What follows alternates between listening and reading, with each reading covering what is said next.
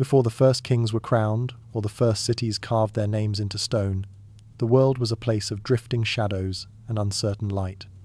Nights stretched endlessly across open plains, and even the bravest hunters felt small beneath the weight of the dark.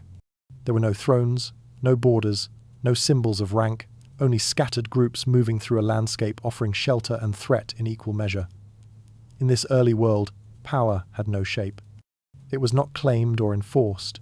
It moved quietly between people, recognized only in the fleeting moments when guidance steadied a restless night or calmed a rising fear.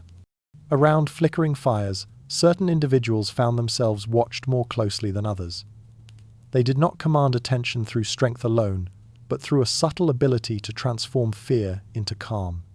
When the wind changed and the night grew uneasy, these figures offered explanations that steadied the anxious. They spoke of signs in the sky, of tracks suggesting safer paths, of omens carried on the breath of the forest. People leaned in, drawn not by force, but by the comfort of direction. In the absence of rules, belief became the first binding thread, and those who shaped belief became something more than guides.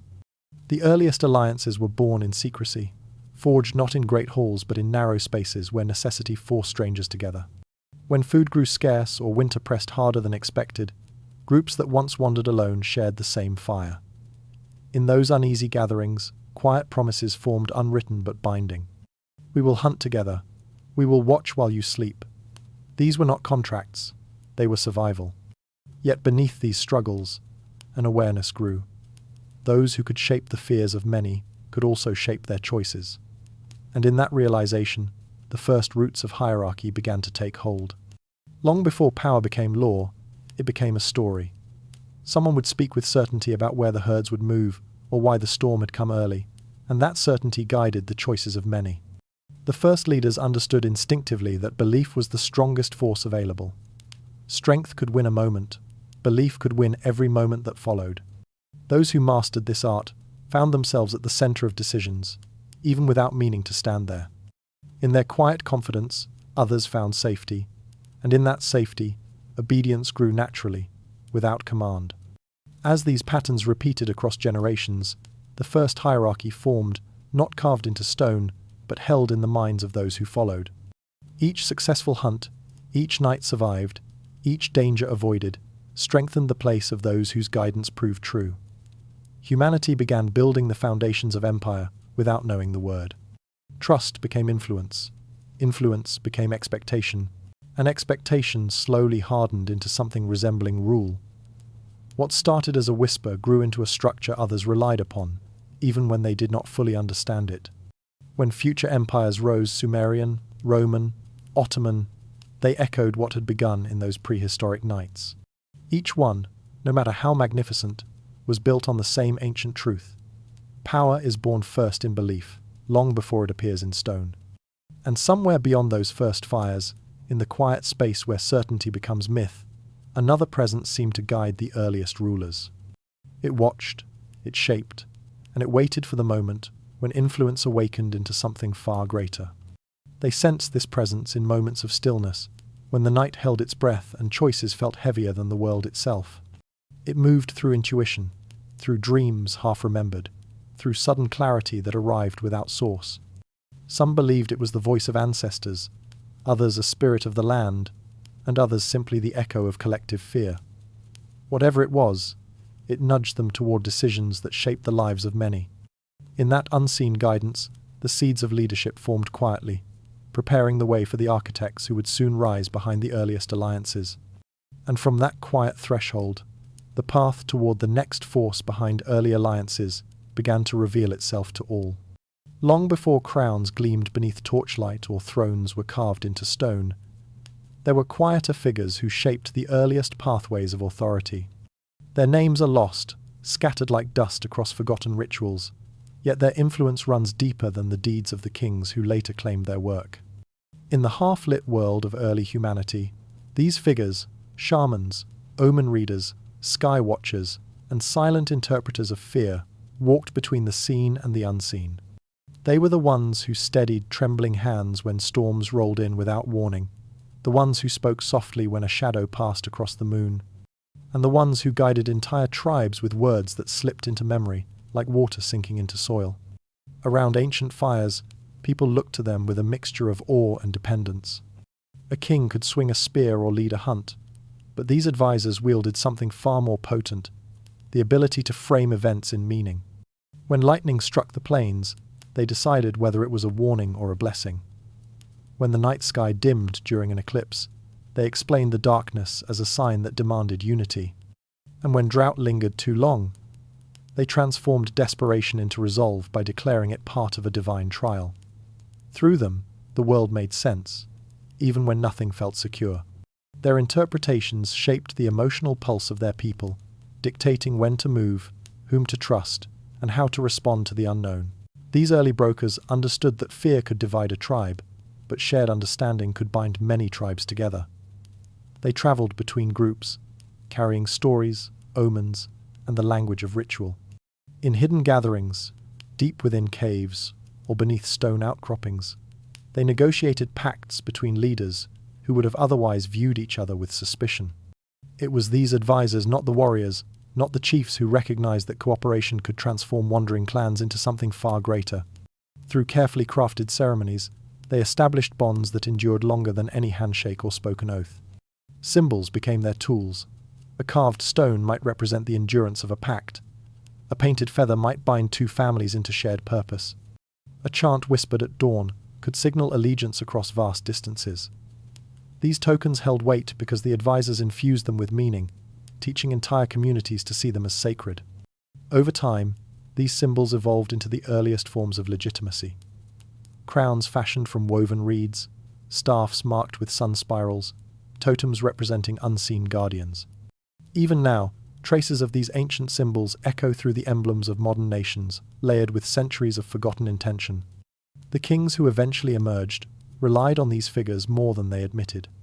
Kings stood before the people, visible and celebrated, yet every decision they presented had already been shaped in quiet conversations by those who understood the human mind more deeply. These advisors sensed how a story could redirect fear or ignite courage. They knew when to invoke the ancestors, when to speak of celestial movements, and when silence itself could sway a crowd. In their hands, belief became architecture. From their whispers, legitimacy took form. But these early brokers did more than guide leaders. They shaped the very structure of alliance.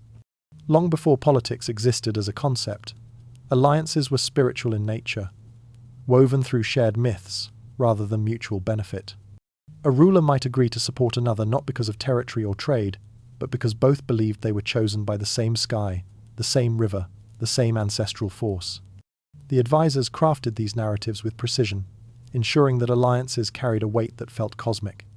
To break such a pact was not merely a political betrayal, it was a violation of the order they had taught their people to trust.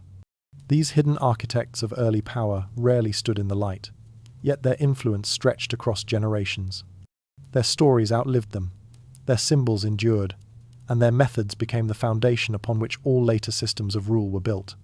Even as empires rose and inscriptions carved names of kings into stone, the quiet minds behind the scenes remained largely unseen, shaping outcomes without seeking recognition. As their influence spread, something new began to emerge. Structures more formal, rituals more elaborate, and laws shaped from the myths they had once whispered. The shift from personal guidance to organized systems of belief marked the beginning of a transformation that would redefine power itself. And from here, early alliances would evolve again, moving slowly toward the political frameworks that future empires would inherit without ever knowing who first shaped them. Long before laws were carved into clay tablets or councils gathered inside wooden halls, stories served as the only structure people trusted. They carried warnings, guidance, and memories, drifting from one generation to the next, like faint echoes that refused to disappear. In the beginning, these stories were fluid, shaped by each teller's breath, but slowly something shifted. People began treating certain tales as fixed truths, as if the world itself depended on their continued repetition. What began as improvisation hardened into ritual, and ritual soon became expectation. When tribes gathered for seasonal feasts or rare moments of peace, the rituals that once felt spontaneous grew more deliberate. Fires were arranged in careful circles, chants repeated in the same order, and gestures imitated precisely, as though the smallest deviation might disturb an unseen balance. These gatherings created a quiet sense of obligation. People sensed that behavior guided by myth felt safer than behavior left to chance. In these early ceremonies, belief began to resemble agreement, and agreement began to resemble law. Leaders noticed this transformation long before they could explain it. They saw how a story about shared ancestry calmed disputes between rival clans, or how a chant sung at dawn softened a chieftain's anger. If a story could soothe fear, it could also bind loyalty. If it could bind loyalty, it could secure cooperation. In the shadows of these realizations, leaders and their advisors began shaping rituals intentionally, turning them from expressions of belief into tools of unity. One of the earliest forms of these myth contracts emerged through oaths sworn beneath the open sky. People believed the heavens listened, and breaking an oath risked drawing the sky's anger. These promises were not written, yet they were obeyed as though enforced by an invisible hand. The weight of the oath did not come from the words, but from the shared conviction that something greater witnessed them. Sacred feasts strengthened these bonds. Tribes who once fought over water or territory sat together before bowls of grain, believing that consuming the same meal created a spiritual connection. The act felt simple, even peaceful, yet its implications ran deeper. To eat together under a sacred story meant agreeing to live under that story's rules. The feast became a contract written not in ink, but in memory. Symbolic marriages fused families who might otherwise remain enemies. Two individuals stood before fire or river, while an elder recited the myth of a union between ancient spirits.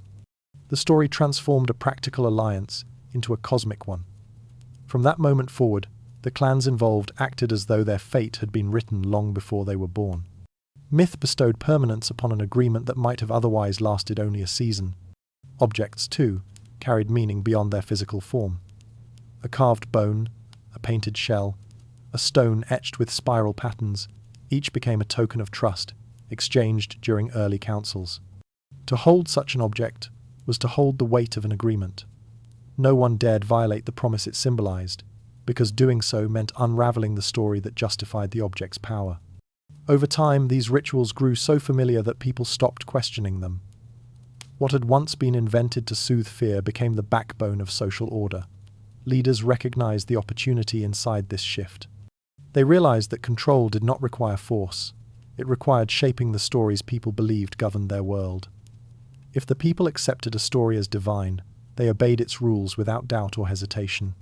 This subtle change marked the birth of political power, masquerading as spiritual truth.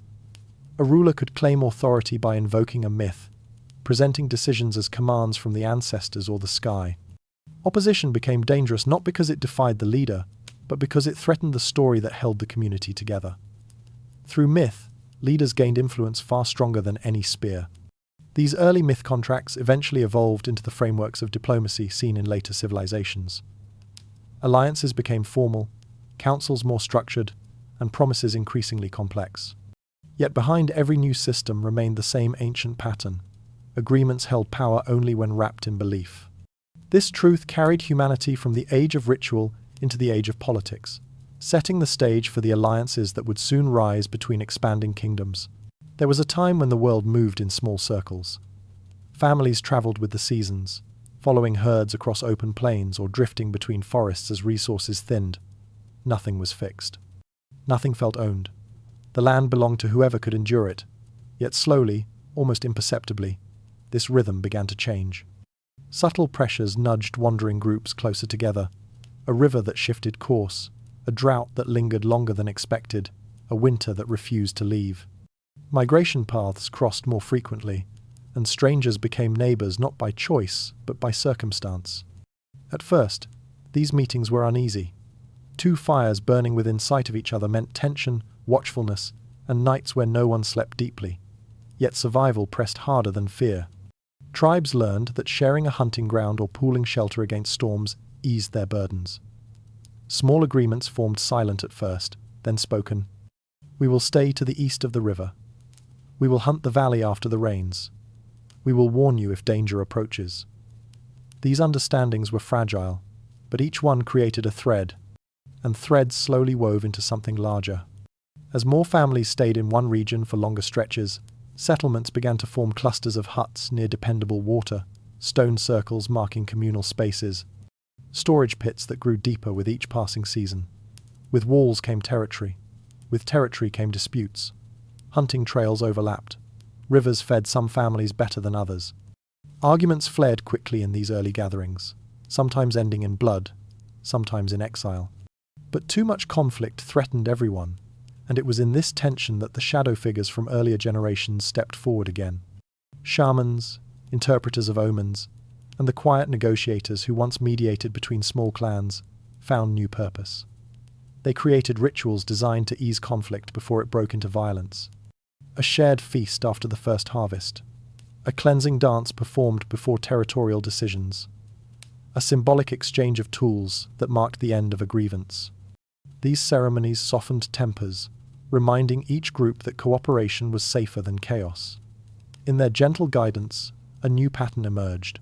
Conflict could be managed, not merely endured. From this pattern, certain individuals rose to prominence. They were not chosen for their strength, though many were skilled hunters. Nor were they selected for their wealth, which in those days held little meaning. They emerged because they offered something rare: predictability. When floods destroyed crops, they organized rebuilding. When herds vanished, they coordinated search parties. When disputes escalated, they knew which words could calm the restless. People began turning to them instinctively, seeking stability in a world where the elements offered none. These proto-kings never called themselves rulers. Their authority grew not from command, but from trust. They represented the hope that life could be more than wandering and reacting to disaster. They introduced the idea that planning mattered, that shared labor could build something enduring, that stored grain meant surviving winter, that boundaries could prevent disputes before they blossomed into war. Slowly, tribes stopped seeing themselves as isolated groups. They began thinking in terms of us, a community tied together through shared struggles and shared solutions. Freedom, once measured by open horizons, took on a different shape. People traded a little autonomy for a little safety. They accepted guidance in exchange for stability. The first kingdoms did not arise through conquest. They crystallized from thousands of small choices made at moments when survival outweighed independence. What seemed like a surrender of freedom was, in truth, a collective decision to stand together against the unpredictability of the natural world. As these settlements grew, something new became clear. Agreements held by memory alone began to falter. Too many people, too many disputes, too many shifting needs. The simple promises that once united tribes became difficult to track. Leaders faced a new challenge, not how to bring people together, but how to keep them together. And it was this realization that pushed humanity towards something far more enduring than verbal agreements. The creation of formalized pacts that would soon shape the earliest political structures. Long before councils gathered in carved halls or envoys traveled with written decrees, diplomacy unfolded in quiet places where the land itself seemed to hold its breath. Leaders met in spaces chosen not for comfort but for neutrality. Groves where trees bent in solemn arches, caves where ancient echoes softened voices, river crossings where neither side could claim advantage. These early encounters carried a tension that felt almost sacred. Every step, every glance, every pause mattered. A misplaced gesture could spark conflict, while a carefully timed offering might avert it entirely. The leaders who came to these meetings did so with caution, aware that one misinterpreted movement could lead to violence instead of agreement. They brought with them only what was necessary: a trusted advisor, a symbolic object, and the unspoken hope that negotiation would spare their people from hunger or war. Fires were lit only after both groups approved the location, and even the height of the flames conveyed subtle meaning. A high fire signaled confidence. A low, steady burn suggested humility. Those who tended the flames held more influence than their simple task implied. These gatherings were shaped by the shadow advisors who understood the psychology of fear and trust better than anyone else. They positioned leaders on opposite sides of the flame, not directly across but slightly angled, signaling openness without surrender. They advised when to speak and when to remain silent, because silence carried its own weight. An unbroken pause could imply respect, hesitation, or territorial claim. No word was wasted. No gesture was accidental. Diplomacy began as performance, and those who mastered the performance held the power to shape the future. Agreements were sealed not with signatures, but with objects imbued with meaning. A carved stone passed between leaders represented permanence. A knot of string symbolized obligations that could not be undone. Sometimes blood was drawn from the forearms of both sides and allowed to drip into the same bowl or onto the same piece of earth. These acts felt intimate and unsettling, but they created oaths so binding that breaking them risked the wrath of ancestors or the spirits believed to watch from the trees and rivers. The people obeyed these agreements not because they were logical, but because they were sacred. Shared meals became another language of diplomacy. A bite of roasted grain taken from the same bowl implied willingness to share resources. Drinking water from a river together, each dipping a hand into the same current, implied recognition that the land itself must remain undivided. Even the order in which food was consumed mattered. To taste bitterness before sweetness signaled acceptance of hardship preceding peace. To begin with, sweetness suggested a desire for harmony that required immediate trust. These symbolic choices carried legal weight long before writing existed. Each of these rituals formed a delicate framework for alliances. Cooperation was never assumed. It was negotiated inch by inch. Leaders approached these meetings not hoping for friendship, but for predictability. A predictable rival was easier to live beside than a powerful unknown. The first diplomatic tables made of dirt, stone, or bare hands resting on knees allowed leaders to understand the intentions of those who shared their borders. Diplomacy did not magically erase fear. It gave fear structure. And structure, even fragile structure, allowed societies to expand. Once two groups could predict each other's reactions, they began exchanging goods, offering safe passage along certain trails, or coordinating hunts to avoid conflict. These early arrangements were unstable, shifting with droughts, migrations, or the ambitions of new leaders. Yet they endured long enough for patterns to emerge, patterns that future civilizations would refine into treaties, councils, and laws. The narrator reveals that these meetings were the beginning of something far larger than the leaders could have imagined. Each object passed between hands, each chant murmured before a fire, each oath spoken beneath the sky, became a building block in the architecture of empire. Even when the agreements dissolved, the memory of the negotiations remained, shaping how future tribes approached one another. But diplomacy alone could not build the vast networks that would later become kingdoms and empires. Agreements gave structure, yet something deeper was required, something that stirred beneath the rituals and symbols. As the world grew more crowded and threats more complex, leaders realized that survival demanded more than cautious negotiation. It demanded a shared purpose, or fear powerful enough to bind many groups into a single force. And from this emerging pressure, a new kind of pact began to form, one shaped not by ritual, but by necessity. There were moments in early history when the world itself seemed to conspire against humanity. Seasons shifted unpredictably, rivers changed course without warning, and the sky, normally a reassuring presence, sometimes dimmed for days, as if a great shadow had passed over it. These events struck fear deep into the hearts of rulers who had once believed their small kingdoms stood firm against any threat. But nature did not bow to borders, and disaster cared nothing for quarrels between tribes. When famine winters stretched endlessly, when migrating bands of strangers appeared on the horizon, or when signs in the heavens unsettled even the most confident leaders, a quiet truth emerged. No kingdom could endure alone. The earliest pacts of shared survival began not with grand speeches but with heavy silence.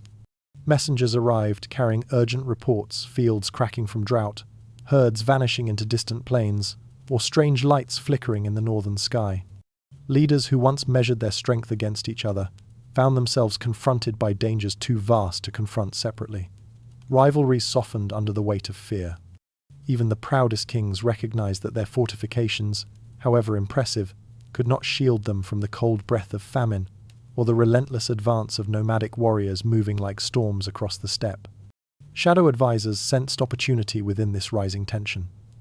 They interpreted the omens with caution, but also with strategy. When the sun darkened unexpectedly, they declared it a sign calling kingdoms to unity. When rivers dried, they framed it as a test sent by the ancestors, meant to be faced together.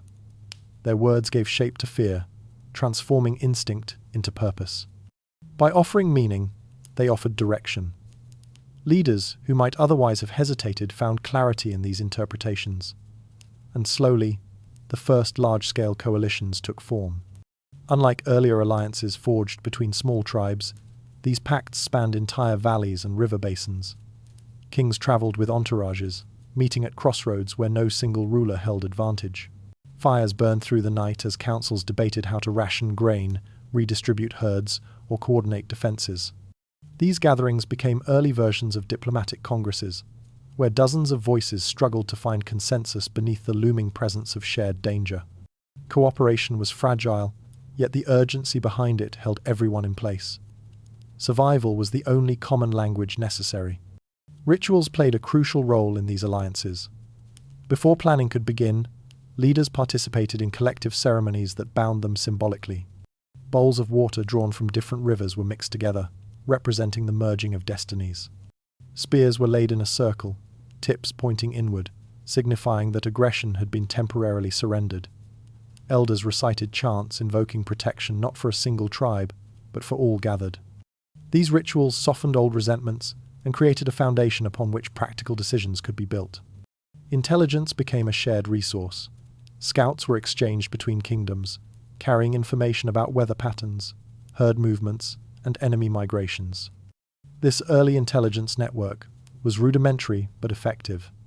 It allowed communities to anticipate danger with greater accuracy and respond to threats before they became catastrophic.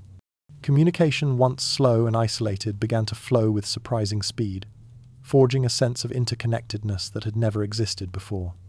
These pacts marked a turning point in human history. They showed that alliances built on necessity could achieve more than any one kingdom striving alone. What began as a response to crisis evolved into something enduring. Leaders realized that cooperation could stabilize regions, prevent resource wars, and create a buffer against the unpredictable forces of nature and human conflict alike. Without intending to, they laid the foundations for the vast alliances that future empires would refine and expand. But as these coalitions grew, so did the complexity of managing them. Unity offered strength, yet it also demanded structure systems to mediate disputes, assign responsibilities, and maintain trust. The very success of these survival pacts revealed a new challenge: how to govern large alliances without letting them collapse under their own weight. That challenge would give rise to the next evolution of power, one that required not just cooperation, but organization. And from this need, the first political systems began to take shape. At first, the great alliances formed in times of danger felt like triumphs. Kings believed they had mastered cooperation, that their combined strength marked the beginning of a new and stable age. But as seasons passed and dangers shifted, something quiet and unexpected unfolded. The alliances did not shrink. When threats faded, they expanded. Trade increased, messages traveled farther, and shared patrol routes became commonplace. What began as temporary agreements hardened into permanent expectations, and soon the alliances became too vast for any single ruler to fully understand, let alone control.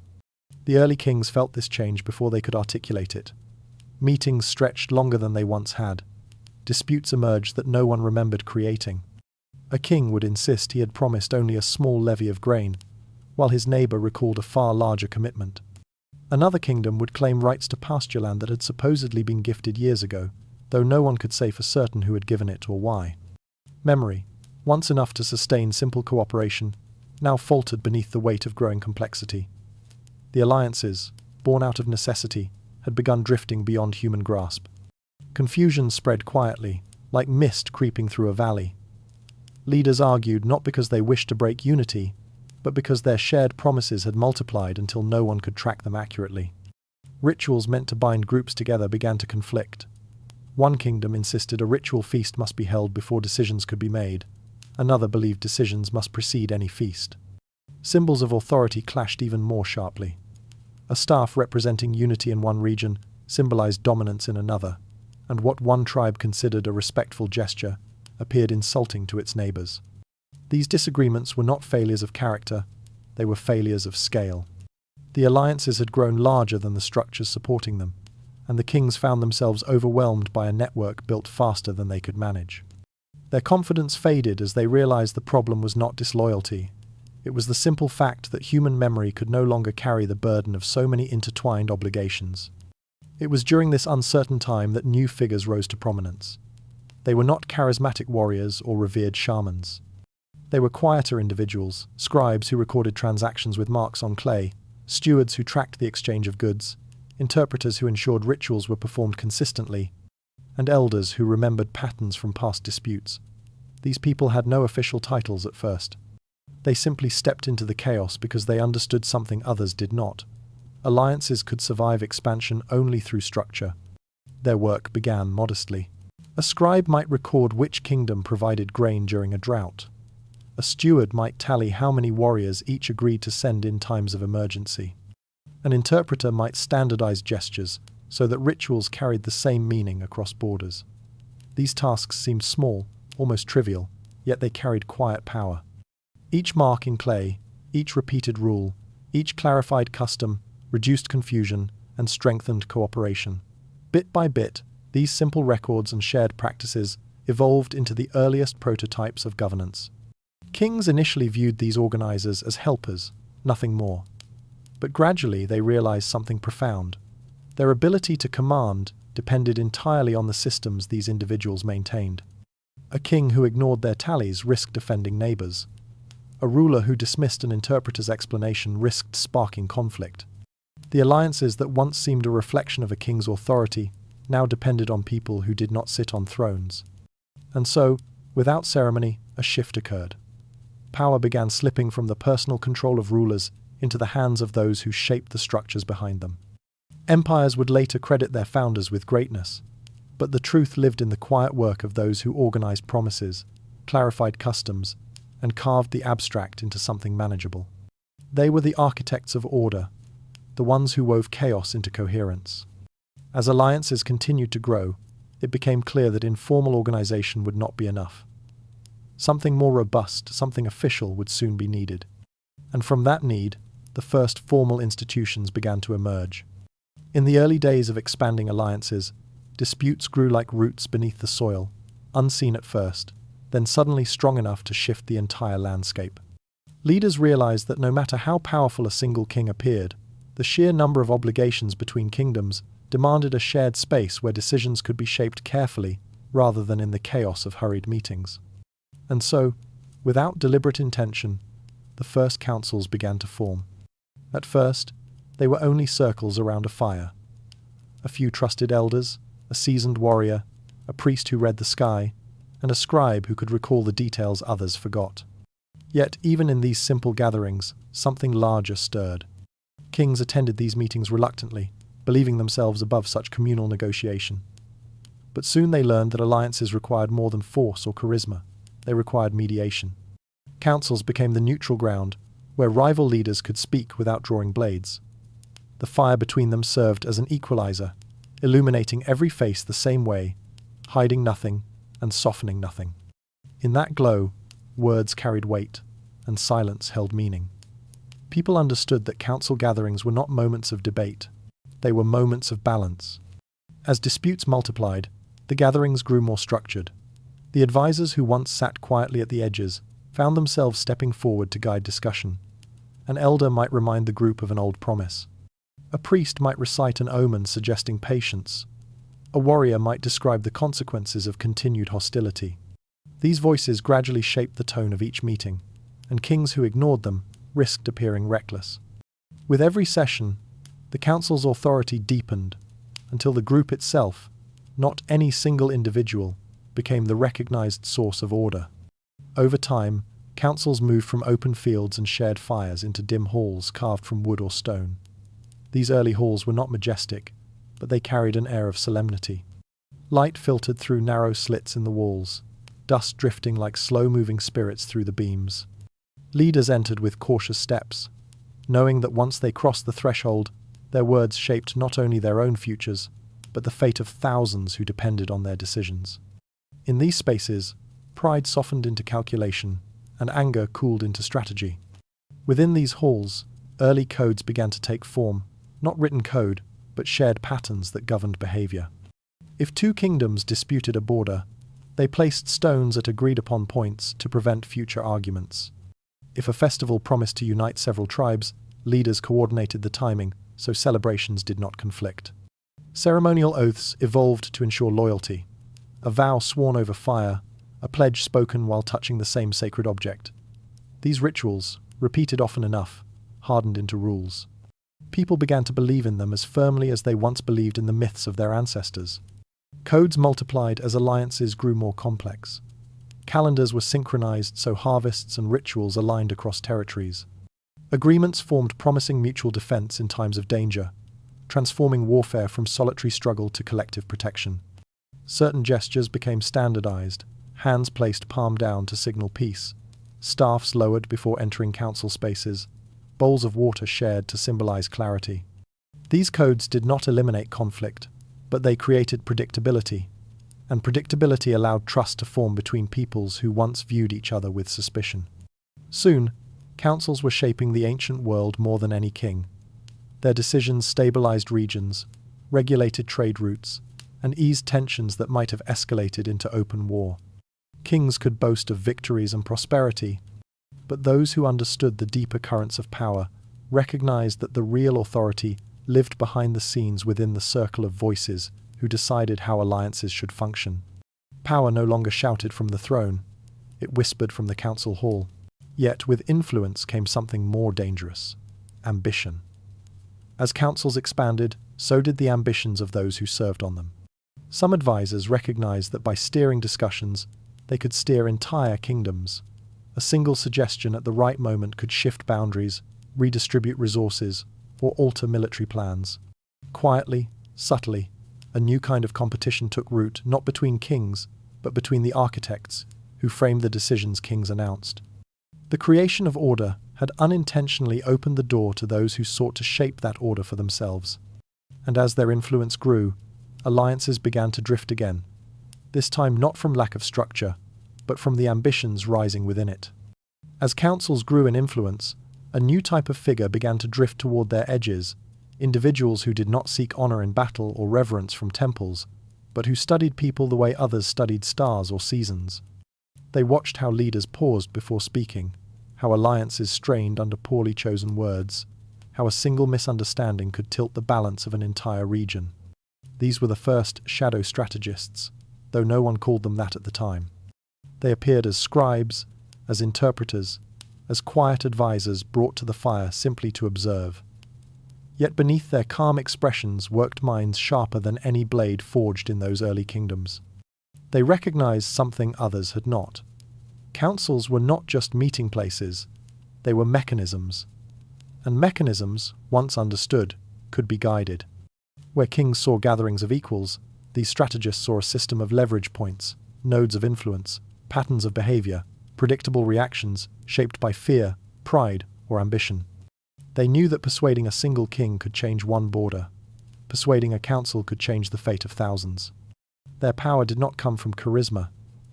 It came from clarity, from the ability to see the hidden structure beneath disagreements. When two kingdoms argued over hunting grounds, these strategists soothed the dispute not by taking sides, but by reframing the problem entirely. When a king misinterpreted a ritual, risking offense to a neighboring clan, they whispered the correct gesture at just the right moment, preventing conflict before it sparked. Through these small interventions, they earned the trust of rulers who believed their guidance was merely practical. But it was far more than that. With time, the strategists learned to anticipate disputes before they surfaced.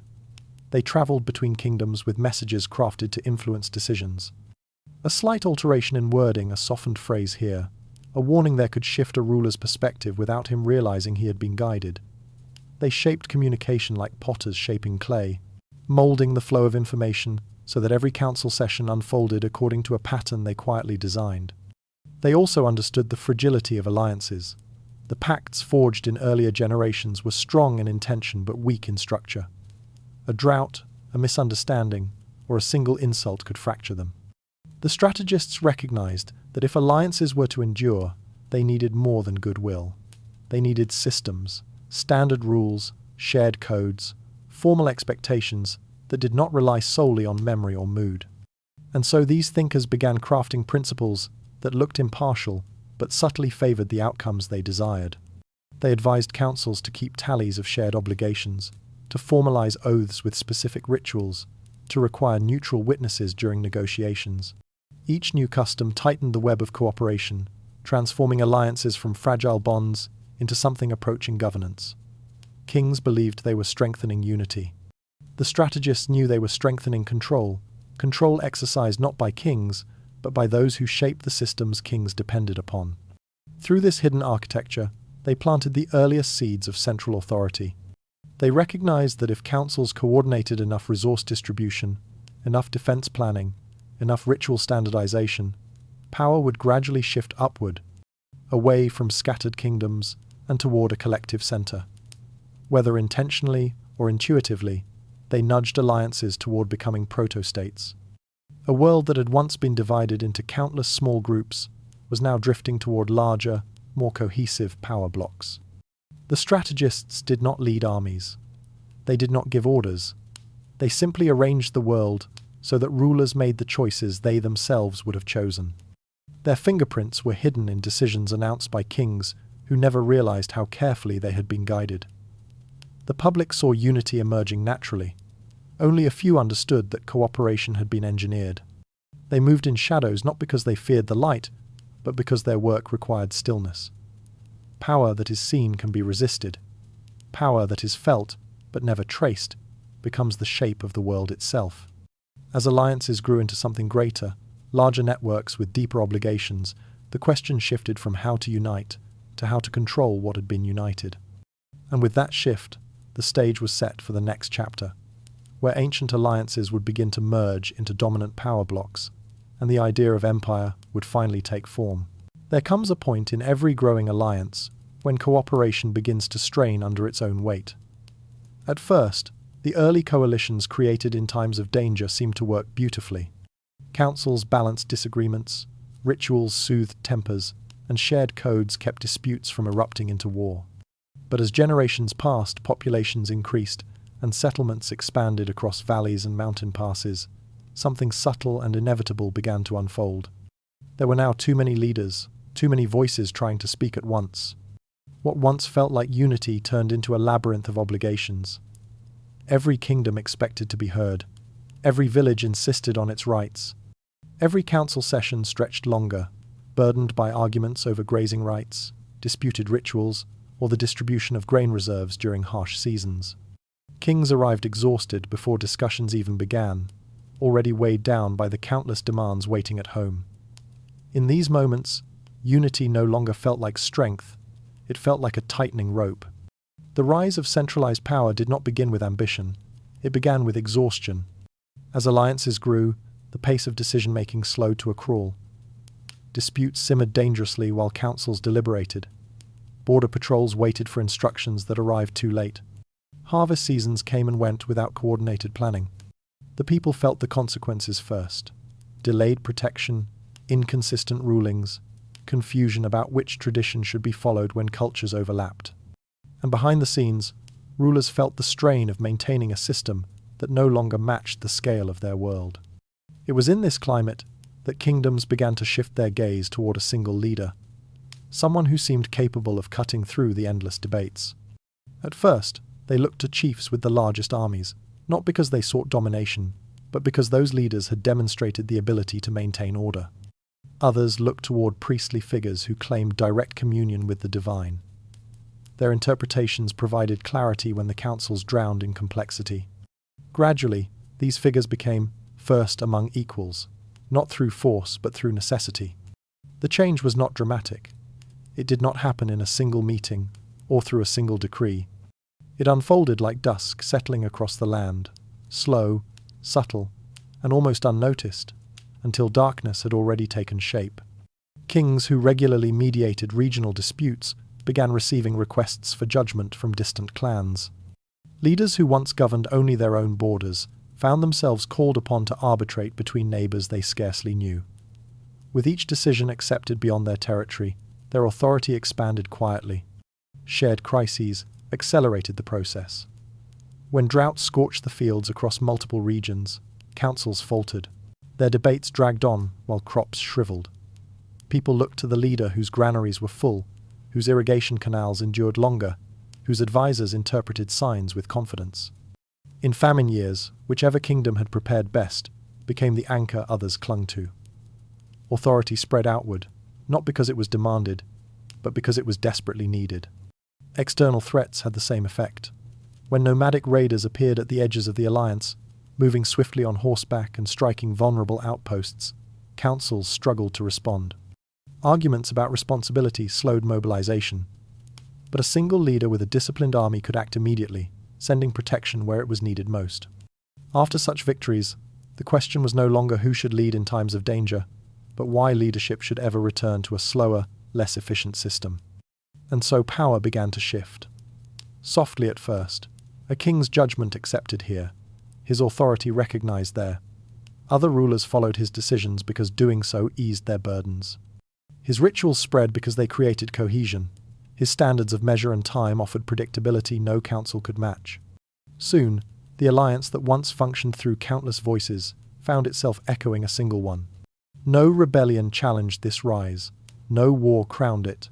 People accepted centralization because it made their world calmer, safer, and easier to navigate. Unity no longer required endless negotiation. It flowed downward from one source. Only later would rulers realize that this moment marked the true birth of empire, when cooperation crystallized into a hierarchy, and a loose alliance became a structure with a center that all others revolved around. And once that center emerged, it needed justification, myths, symbols, ceremonies, forces strong enough to bind many under the authority of one. When alliances finally turned toward a single center, the shift felt incomplete. A leader may have solved disputes or guided armies, but authority alone could not sustain obedience across distant valleys and scattered tribes. People needed more than efficiency. They needed meaning. And so, long before marble thrones or jeweled crowns appeared in the world, the first empire was born in ritual. It rose not from battlefields, but from firelit ceremonies shaped by priests, advisors, and the ever-present strategists who understood that power required theatre. It began at dawn, when the air still held the chill of night, and the horizon glowed with the faintest suggestion of warmth. A sacred fire was lit at the center of the gathering place, sometimes a stone circle, other times a clearing marked with painted posts or carved idols. The fire's first sparks were not accidental.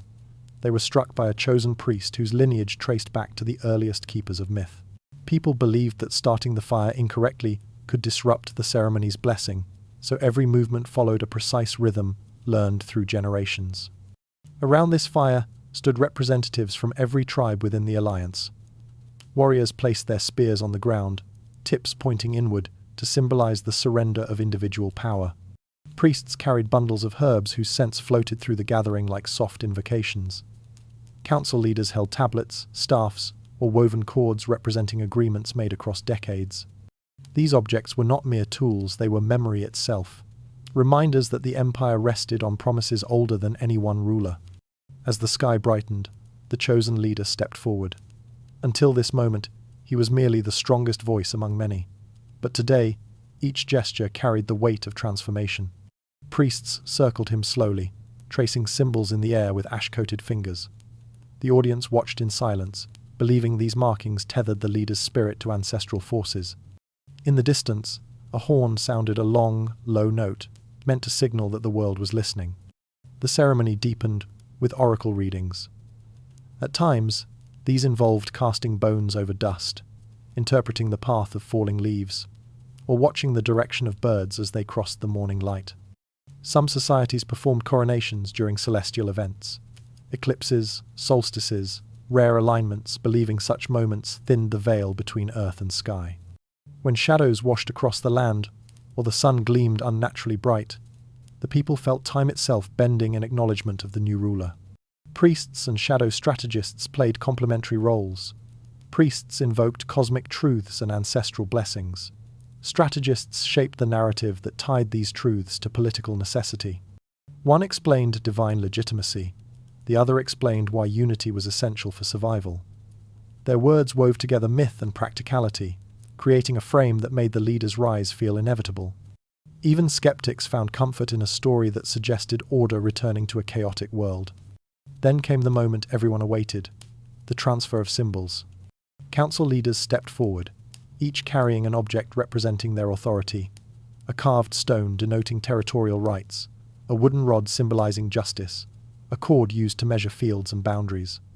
These items were placed in the ruler's hands slowly, ceremonially, as if their essence carried the weight of entire peoples. The meaning was clear. Authority was no longer dispersed, it converged. Once the objects were gathered, a final gesture unified the ceremony. Sometimes a crown woven from reeds, feathers, or precious metals was lowered onto the ruler's head. Other times, a cloak embroidered with celestial patterns was draped over his shoulders. In some cultures, the ruler stood barefoot on sacred earth, while elders chanted his new titles connecting him to the sky, the rivers, or the spirits believed to shape destiny. Through these gestures, the leader ceased being a man and became something symbolic, something larger. What made these rituals so effective was not merely their beauty, but their psychological resonance. People wanted to believe that their lives were anchored to a story greater than themselves. The ceremony offered that story. It explained why tribes should surrender autonomy, why leaders should follow a single voice, and why unity must be preserved even in hardship. The ruler stood at the center of this narrative, embodying stability and meaning. By the time the ceremony ended and the sacred fire dimmed, the transformation felt complete. The alliance no longer saw itself as a collection of tribes. It saw itself as an empire, bound by shared myth and directed by a figure whose legitimacy had been affirmed not just by humans, but by the cosmos. But ritual alone could not govern a world growing more interconnected with each season. Once the crown settled and the chants faded, a pressing question remained: how could this symbolic authority be transformed into real, functional power? That answer would unfold in the machinery built next. Once the crown settled on the new ruler's head, the chants faded, and the sacred fire dimmed, the empire faced the far more difficult task of becoming real. Ritual gave legitimacy, but legitimacy alone could not irrigate fields, settle disputes, or feed thousands. To function across valleys, mountains, and river plains, the empire needed something stronger than myth. It needed machinery not of gears or metal, but of people, procedures, and quiet rules that slowly knit distant regions into a single, breathing structure. This machinery began in the shadows, far from the ceremonial spaces where coronations dazzled the crowds. In dim rooms lit by oil lamps, scribes bent over clay tablets, marking records with careful strokes. These were not heroic figures. They rarely appeared in carvings or songs, yet their work formed the skeleton of the empire. They tracked harvest yields, noted the births of children, counted the warriors each district could supply, and recorded the debts owed between neighboring regions. What had once been loose memory, carried in the minds of elders, became lines etched into something lasting. Stewards emerged as another essential force. They traveled from settlement to settlement, assessing stores of grain, inspecting irrigation channels, and ensuring that flood-damaged villages received support from those spared by the storms. Their presence carried authority, not because they wielded weapons, but because they represented the empire's promise that no region would starve alone, and no community would carry the weight of disaster without help. To many, the arrival of a steward felt like the arrival of order itself. At the same time, accountants, primitive in method but precise in purpose, began developing early systems of taxation. Instead of viewing tribute as a burden, they framed it as participation in a shared world. Grain collected from one region supported road construction in another. Bronze gathered from the hills strengthened weapons for frontier defenses. These accountants tracked the flow of goods with remarkable discipline, ensuring that the empire's resources moved predictably rather than chaotically. Through their work, the empire became not a hierarchy of domination, but a network sustained by circulatory balance. Military organization followed a similar path. Rather than relying on scattered warriors summoned in times of danger, the empire structured its defense like a series of interconnected rings. Frontier outposts sent regular reports. Patrol routes were standardized. Soldiers from distant tribes trained together, learning each other's customs and fighting styles. The empire did not simply amass troops, it integrated them, transforming once rival clans into parts of a coordinated whole. This structure allowed the empire to respond rapidly to threats that once would have shattered alliances. Population management deepened this sense of structure. Census-like practices appeared rough estimations at first, then increasingly organized counts. These tallies helped leaders understand how many mouths needed feeding, how many workers were available for large projects, and how many soldiers could be mustered without emptying villages of essential labor. It was the beginning of a long tradition. The idea that people themselves were a resource that needed thoughtful coordination. Through all of this, the tone of governance shifted. Instead of reacting to crises, the empire learned to anticipate them. Roads were maintained because stewards monitored their condition. Granaries were stocked because scribes tracked seasonal patterns. Irrigation channels were cleared because accountants ensured resources were available.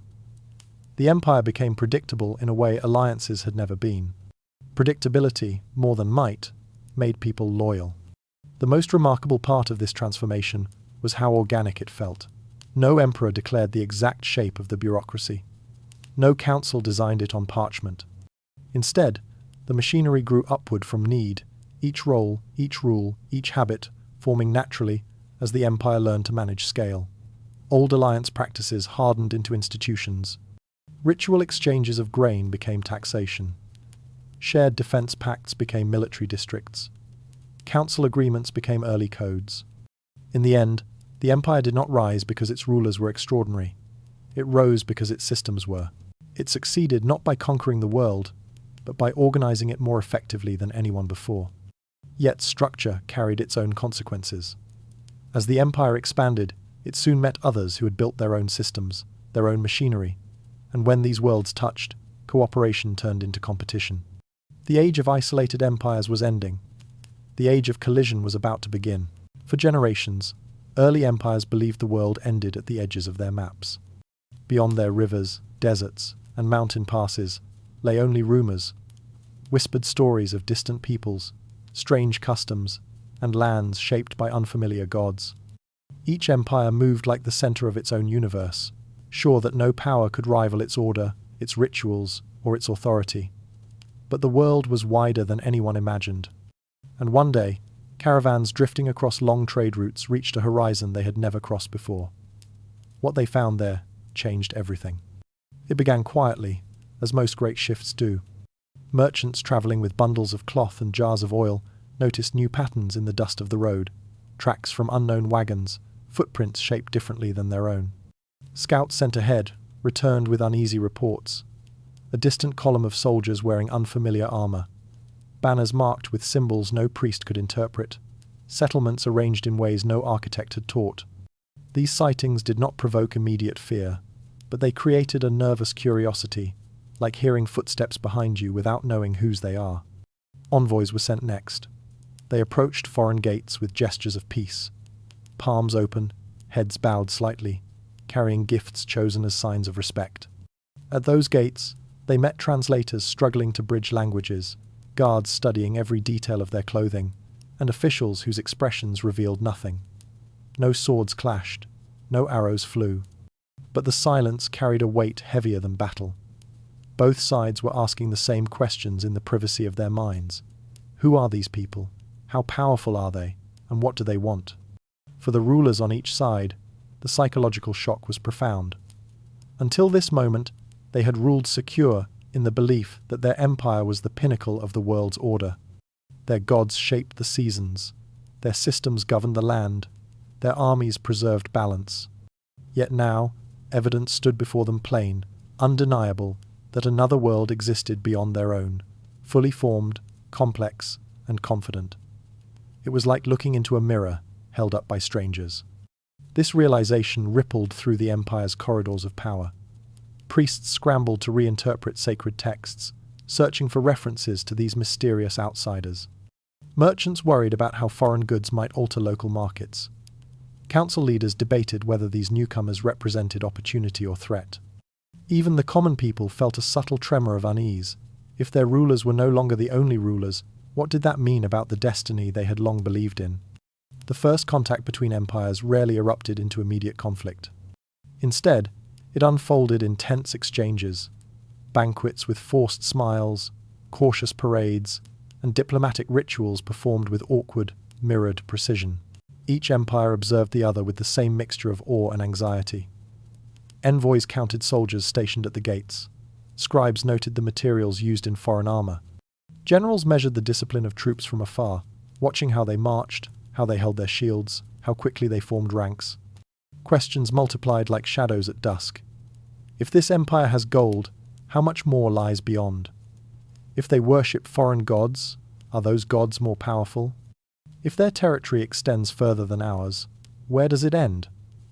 Curiosity drove leaders to consider possibilities they had never imagined. Fear pushed them to plan for dangers they did not yet understand. It was during this delicate period that early strategic thinking emerged. For the first time, empires imagined themselves as pieces in a larger game, one where survival depended not only on managing internal affairs, but on understanding external powers. The world shifted from a collection of isolated realms into an interconnected web of potential rivals. Rulers realized that ignoring these new neighbors was impossible. To dismiss them was to risk catastrophe. The first shock of contact was therefore not a clash of armies, but a collision of worldviews. Two centers met, and both were forced to expand their maps, their stories, their ambitions. Something new stirred in the minds of leaders, the recognition that the world was far larger than their ancestors had ever believed, and that power would now depend on seeing beyond familiar borders. This awakening set in motion the next great challenge. If empires were to survive in a world of rivals, they needed to understand those rivals, measure their strength, interpret their customs, and unravel the mysteries that shaped them. And so begins the next step, the birth of ancient intelligence systems. After the first shock of encountering another empire, the world did not immediately erupt into war. Instead, a long hush settled over the land, a quiet, calculating pause where rulers and strategists tried to understand what these new neighbors truly represented. Armies remained in their barracks, borders stayed tense but still, and caravan routes flowed with caution. The empires looked at one another, not through arrows or steel, but through silence.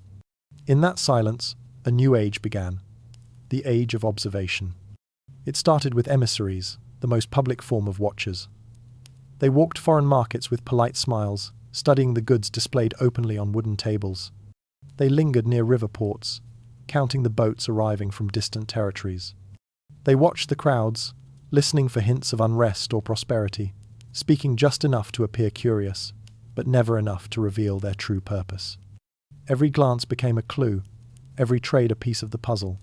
These emissaries returned home not with exotic treasures, but with stories, descriptions of strange tools, unusual customs, and the rhythms of life in lands once thought unreachable. Behind them came quieter figures. Scouts slipped across borders at night, noting the arrangement of farmland, the number of guard towers, the width of roads leading toward the capital. They observed when soldiers changed shifts, how often patrols passed, and which fortifications appeared newly repaired. Their messages traveled in coded knots of string, in carved symbols hidden beneath saddle flaps, or in whispered reports delivered to shadow strategists waiting in the dark corners of council halls. Priests also joined this quiet work, though not with maps or numbers. They watched the heavens, searching for signs that explained the arrival of these rival empires. Eclipses, comets, or sudden changes in the wind were interpreted as cosmic commentary on the world's shifting balance. When priests observed smoke rising from distant mountains or storms gathering in unusual seasons, they wondered whether these omens pointed toward emerging threats or unspoken alliances forming far beyond their sight. The spiritual world became another source of intelligence, shaping expectations and fears. Scholars studied the measurements of foreign lands with almost obsessive precision. They compared the reports of merchants, matching distances and travel times, to guess how large another empire might be. They estimated population sizes based on the volume of trade goods exchanged at border markets. They calculated harvest potential by observing the height of grain stacks and the frequency of river flooding. With nothing more than quiet observation and careful reasoning, these scholars formed remarkably accurate pictures of foreign economies and strengths. Shadow strategists pulled all these threads together. They studied every report, seeking patterns invisible to others. They noticed when a rival empire's grain shipments fluctuated, suggesting drought. They saw when army patrols increased near a certain border, hinting at internal unrest or a recently discovered vulnerability. They identified which tribes within a rival empire disliked their own rulers, understanding that internal fissures mattered as much as external walls. For them, the world became a series of rhythms, troop rotations, seasonal migrations, market cycles, ritual days, each revealing where an empire was strongest and where it might crack. Observation blurred easily with imagination. Without full information, empires filled the gaps with myth. Foreign rulers became giants, sorcerers, barbarians, or divine agents depending on who told the story. Priests framed rivals as cosmic threats. Poets described them as shadows rising over the horizon. These stories were not born from ignorance alone. They served a purpose. They unified the people, preparing them psychologically for whatever the future might bring. An empire could rally behind fear as easily as behind faith. Yet the calm surface of this era concealed deeper tensions. Every caravan that returned with fresh observations sharpened the questions at each council. How many warriors does the rival empire truly possess? How rich are their lands? How far do their roads stretch? Each new detail created clarity and uncertainty simultaneously, revealing that the world was vast, far more complex than earlier generations had imagined. Still, no empire rushed toward conflict. Patience was its own strategy. To act blindly was to risk destruction. So they watched, they counted, they listened, they interpreted. And with every passing season, they understood each other a little more clearly, even though their armies never touched. But observation has a limit. Eventually, questions outgrow silence. Doubts begin to harden into suspicion. Curiosity shifts into caution, and caution becomes preparation. The age of watching was drawing to an end. Soon, the empires would test one another not through whispers, but through force. When the age of silent observation ended, the world did not plunge immediately into chaos. Instead, the first great confrontations between empires unfolded like long, deliberate breaths. Leaders understood that they were no longer dealing with scattered tribes or modest kingdoms. They faced powers that had grown complex, intelligent, and unpredictable. Every decision carried the weight of thousands of lives, and with that weight came caution. Strategy became not just a tool of war, but a means of survival. Conflicts began quietly, often with border tensions or disputed trade routes. A caravan attacked here, a patrol missing there. Envoys arrived at foreign courts bearing warnings wrapped in politeness, their voices steady even as their messages strained under the pressure of looming conflict. Armies watched each other from a distance, separated by rivers, forests, or walls of stone. The first great battles did not erupt from rage, but from years of restrained calculation, finally tipping into necessity. Leaders consulted their councils in dim halls lit by wavering torchlight. They traced the shapes of mountains and rivers on rough maps, discussing how geography might shield them or betray them. Some advised waiting for winter rains to swell rivers, creating natural defenses. Others noted when harvests were weak, predicting shortages in a rival empire's supply lines. Timing became a weapon. An empire that struck too early risked exhaustion. One that struck too late risked being surrounded. Armies moved slowly, like shadows drifting across the landscape. Troops positioned themselves behind bends in rivers, hidden from scouts who passed along the opposite bank. Engineers carved defensive trenches or reinforced old walls, preparing for sieges that might never come. Commanders paced quietly through camps at night, speaking softly to officers, weighing the risks of every maneuver. They knew that a single miscalculation could doom not only their armies, but the stability of entire regions. Yet the most important battles were often the ones never fought. Early strategists understood that preserving strength mattered more than displaying it. Retreat was not shameful if it avoided disaster. Delay could be as powerful as attack. At times, the best choice was to let a rival exhaust itself against harsh terrain or stretch its resources across too many fronts. Strategy was measured not only in victories, but in avoided catastrophes. This careful logic extended beyond borders. Many early conflicts were not fought directly between empires, but through the smaller kingdoms caught in between. These buffer states became bargaining chips in a larger game. One empire sent gifts and advisors to win influence. The other stationed troops nearby or arranged marriages with local nobility.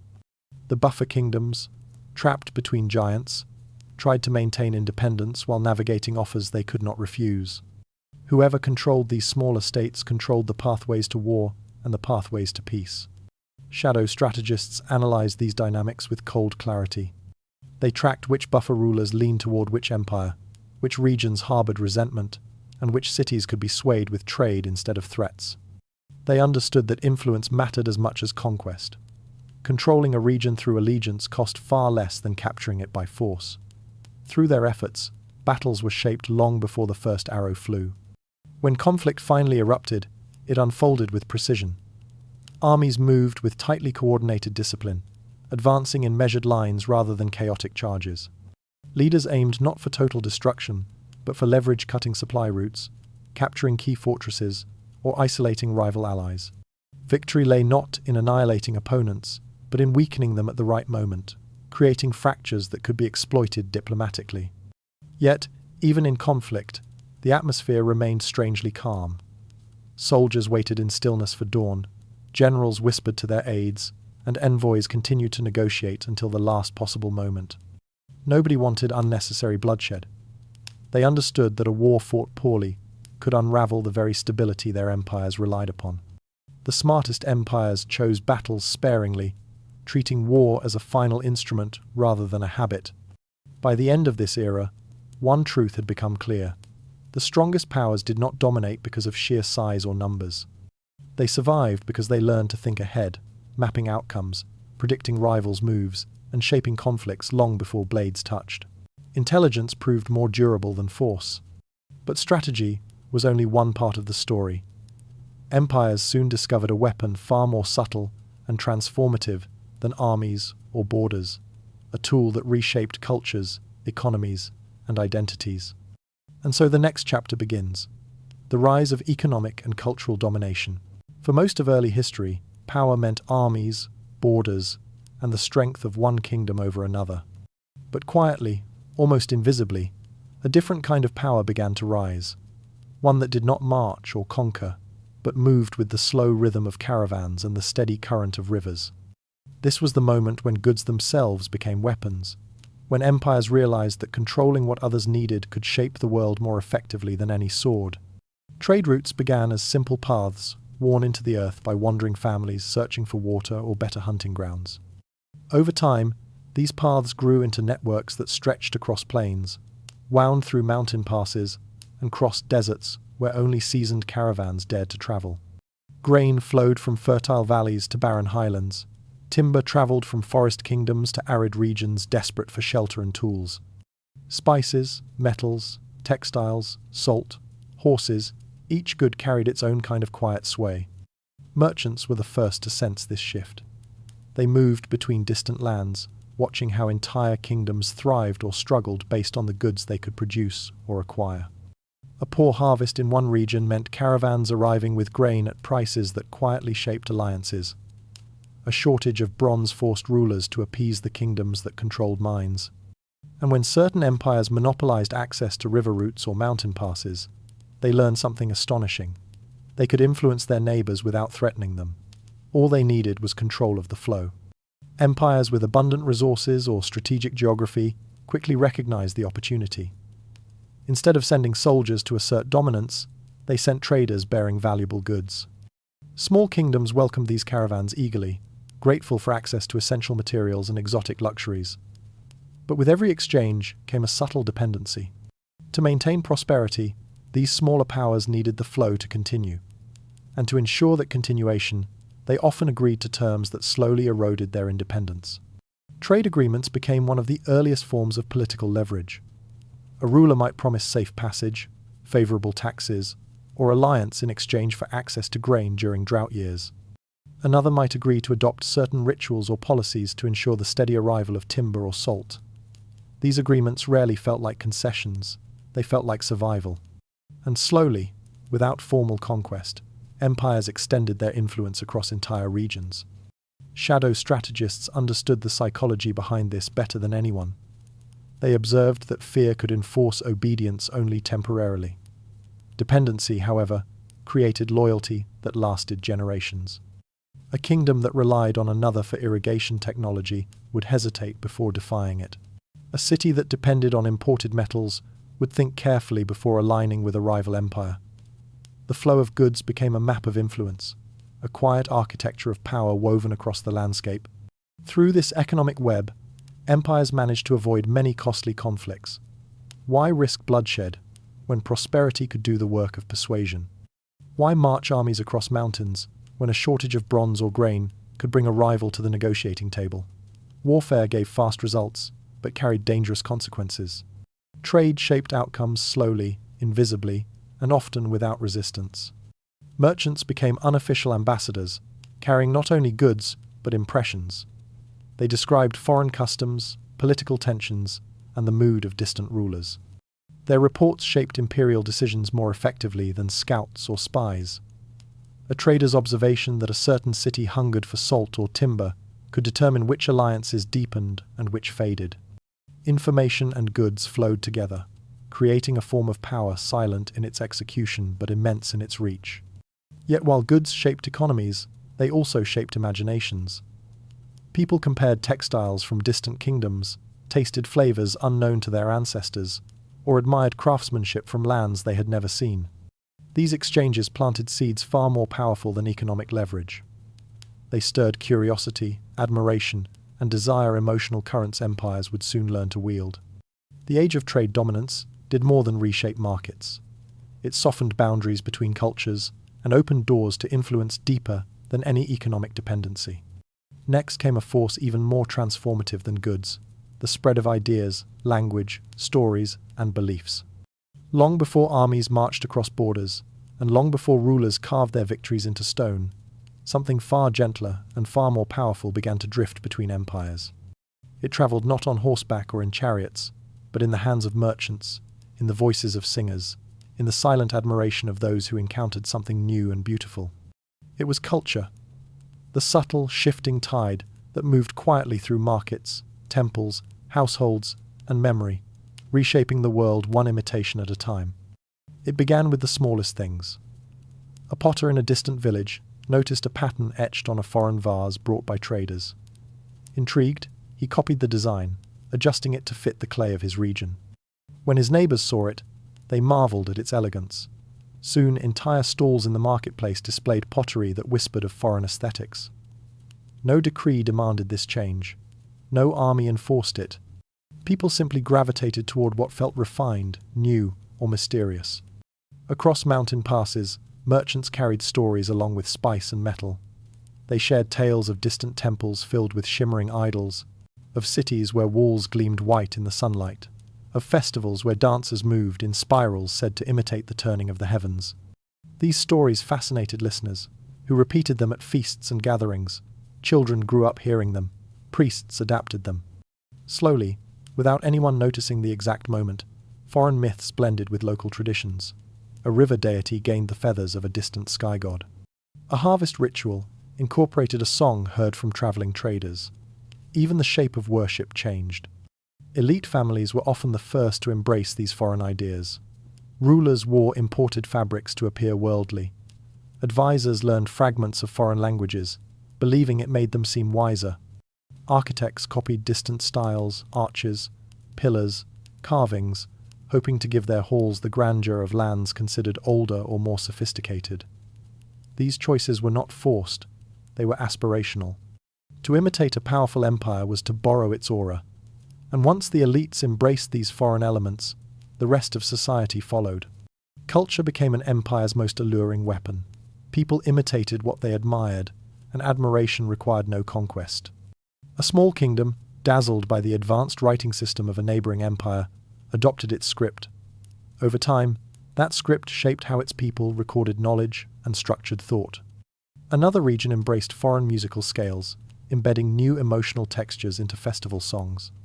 In some places, foreign gods were welcomed into local pantheons, not as conquerors, but as honored guests whose stories enriched existing belief systems. The shift was subtle but profound. When people began speaking with borrowed words, wearing borrowed patterns, or retelling borrowed myths, they were not just admiring another civilization, they were aligning themselves with its identity. The soft empire took root, not in law or force, but in longing. People wanted to belong to what they perceived as greater, more enduring, or more meaningful. This desire reshaped entire regions far more gently than soldiers ever could. Shadow strategists understood this long before rulers recognized its implications. They observed how foreign customs softened resistance, making alliances easier to form and maintain. They saw that when a culture spread, loyalty soon followed. If a neighboring kingdom prayed to the same deities, used the same measures, or celebrated similar festivals, it felt less foreign and more connected. Cultural similarity became the quiet foundation upon which political alliances later rested. Even merchants played their part unknowingly. By displaying foreign goods, fabrics dyed with rare pigments, ornaments made from distant metals, or carvings depicting unfamiliar legends, they tantalized imaginations. They made distant worlds feel accessible, even desirable. Each object carried not only material value but symbolic meaning, a promise of sophistication, stability, or beauty. The desire for these symbols created emotional ties stronger than treaties. In this soft tide of influence, empires expanded without stepping beyond their borders. They conquered not through force but through presence, a presence that lived in stories, rituals, fashions, and aspirations. Entire populations began to drift toward the cultural center, reshaping their identities to mirror the world they admired. Many never realized it was happening. They believed they were choosing beauty or wisdom, not adopting the seeds of another empire's influence. And so the soft empire grew quietly, rooted in minds rather than territory. Where armies forged fear, culture forged belonging. Where conquests bred resentment, imitation bred loyalty. In time, these cultural currents became stronger than any political decree, joining people across vast distances under shared symbols and familiar stories. But culture alone was not the final tool. When combined with trade, diplomacy, and quiet strategy, it created something even more powerful: influence without presence, control without conquest. Now the stage was set for the next transformation, the emergence of invisible power that shaped entire regions without ever raising a sword. As empires mastered the flow of goods and the spread of culture, they discovered something even more powerful: the ability to shape lands they never touched. Armies no longer had to march across borders, nor did rulers need to plant their banners in foreign soil. Influence itself became a silent force, drifting across deserts, seas, and mountains with the same ease as wind. It was presence without presence, a ghostly power felt everywhere yet anchored nowhere. It began with smaller kingdoms seeking protection. Surrounded by rival states and unpredictable threats, these kingdoms understood that aligning with a great empire offered safety.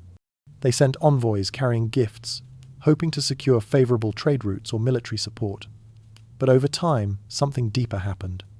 These smaller states began adopting the empire's customs, laws, and symbols, not because they were forced to, but because doing so made life easier. Imperial language became the language of diplomacy. Imperial weights and measures standardized trade. Imperial calendars governed festivals, harvests, and rituals. Each adoption brought them closer into the empire's orbit. Even coins carried influence. Some rulers minted their own currency, stamped with symbols borrowed from a dominant empire: a sun, a lion, a stylized crest proclaiming loyalty without a single word.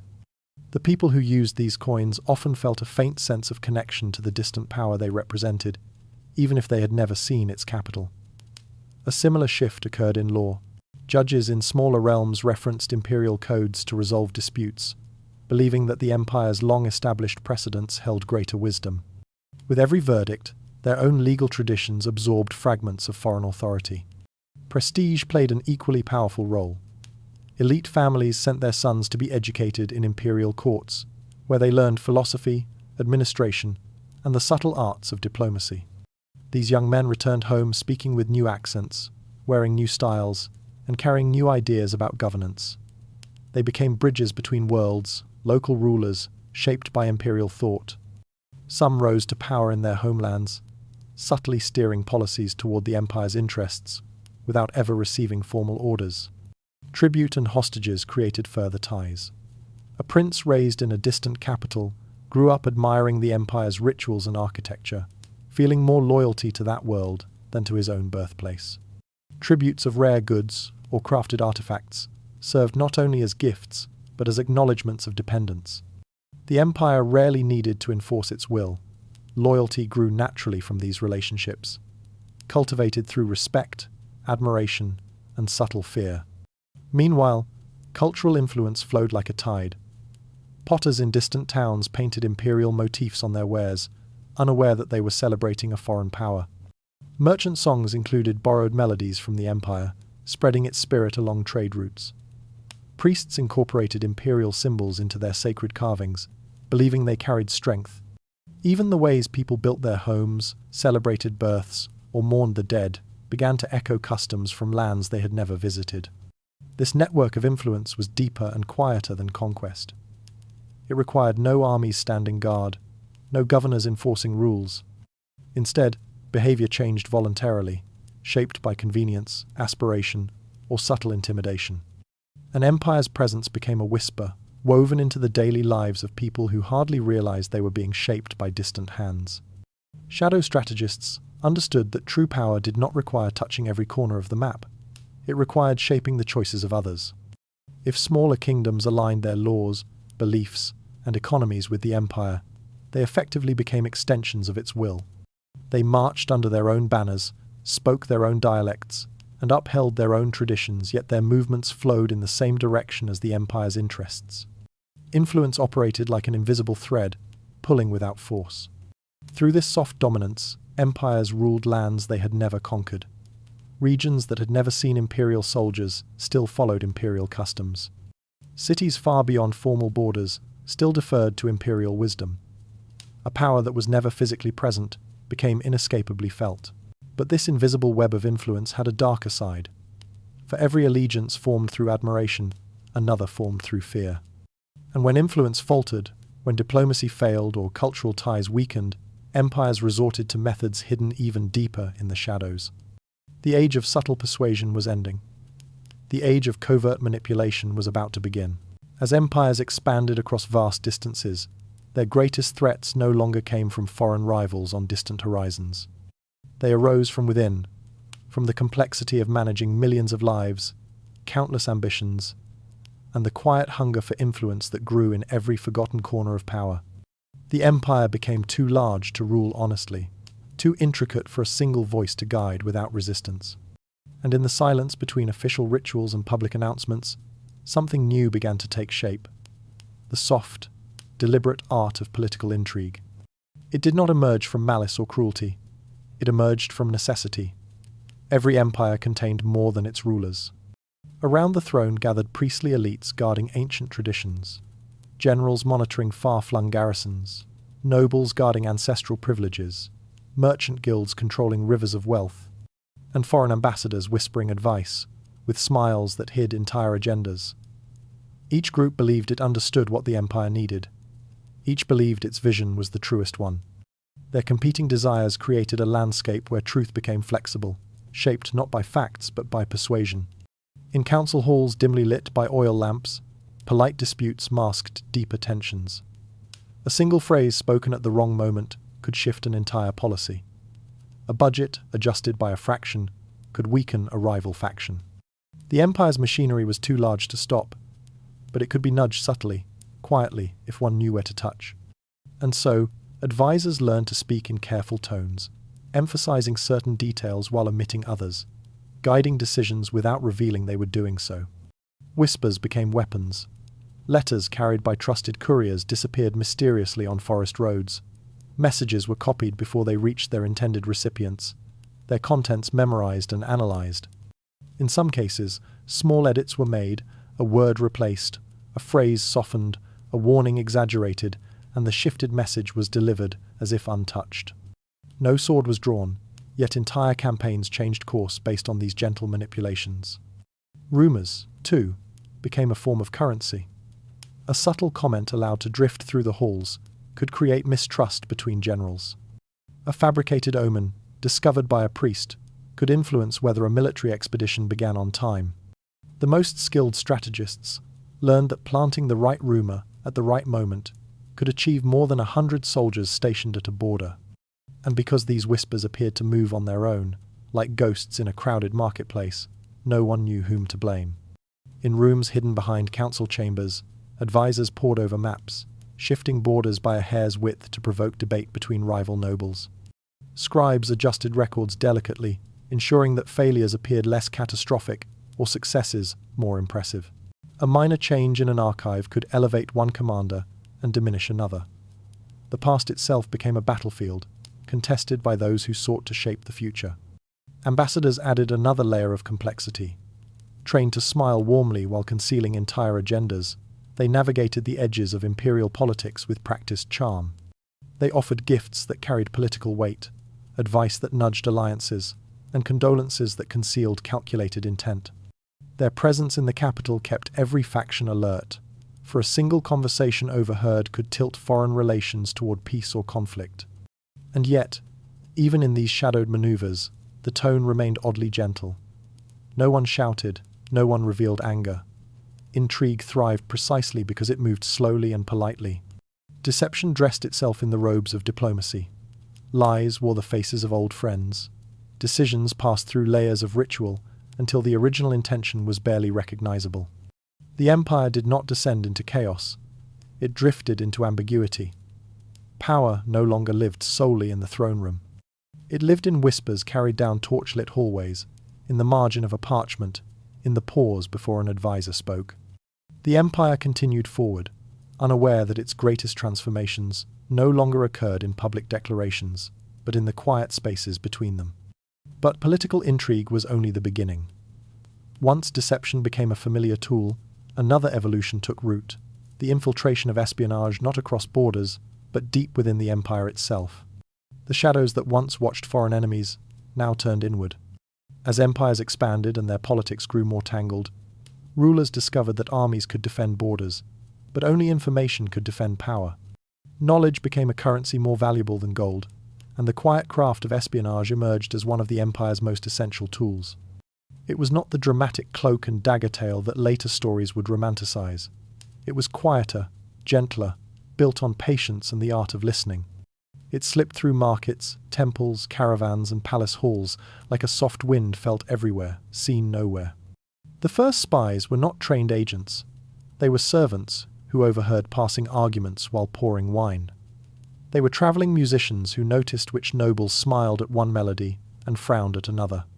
They were merchants who carried news along trade routes, a shortage of grain in one region, a brewing rebellion in another, a foreign ambassador who met privately with a rival general.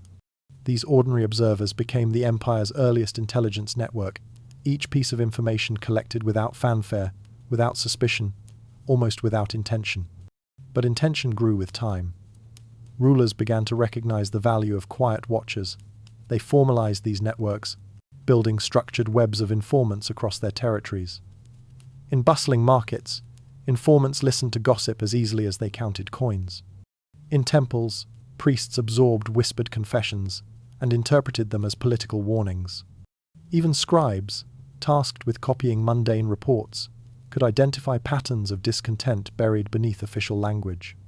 The empire's eyes multiplied until every alleyway, every caravan trail, every tavern felt touched by an unseen presence.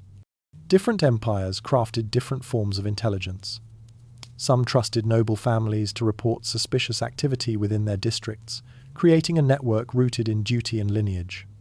Others built secret police forces, whose members blended into the background, dressed like ordinary citizens.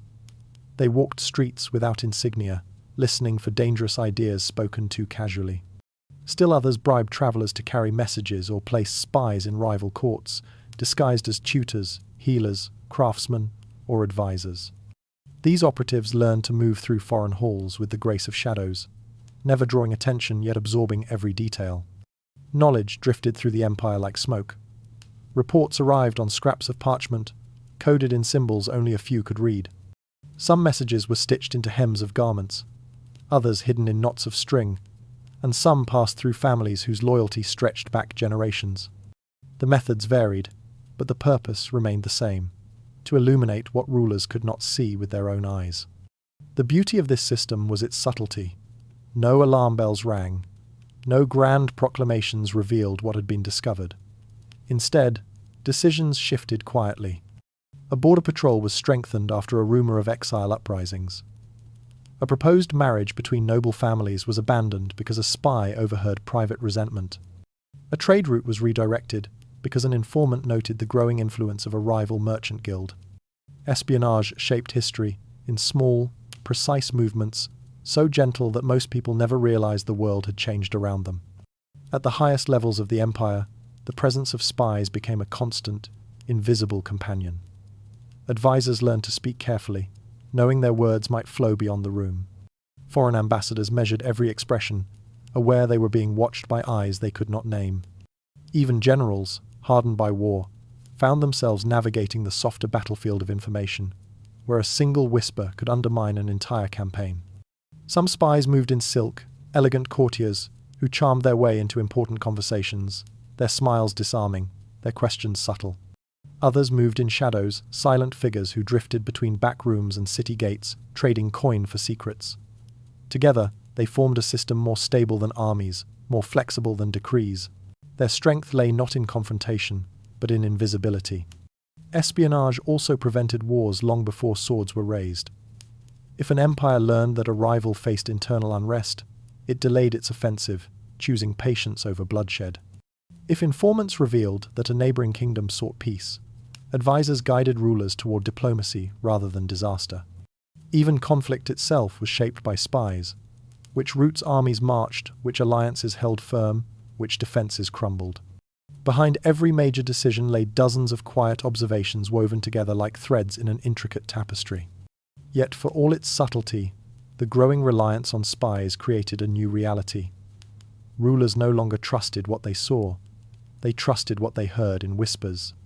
Power itself began to bend under the weight of information sharpened, twisted, or softened by those who controlled its flow. And as espionage grew inward, a darker evolution awaited. The skills perfected inside the empire would soon be turned outward, reshaping diplomacy, destabilizing rival courts, and turning influence into a weapon sharper than steel. The shadows were about to extend far beyond the empire's borders. As empires mastered the art of listening and watching, they discovered a far more potent form of power, shaping the world without touching it.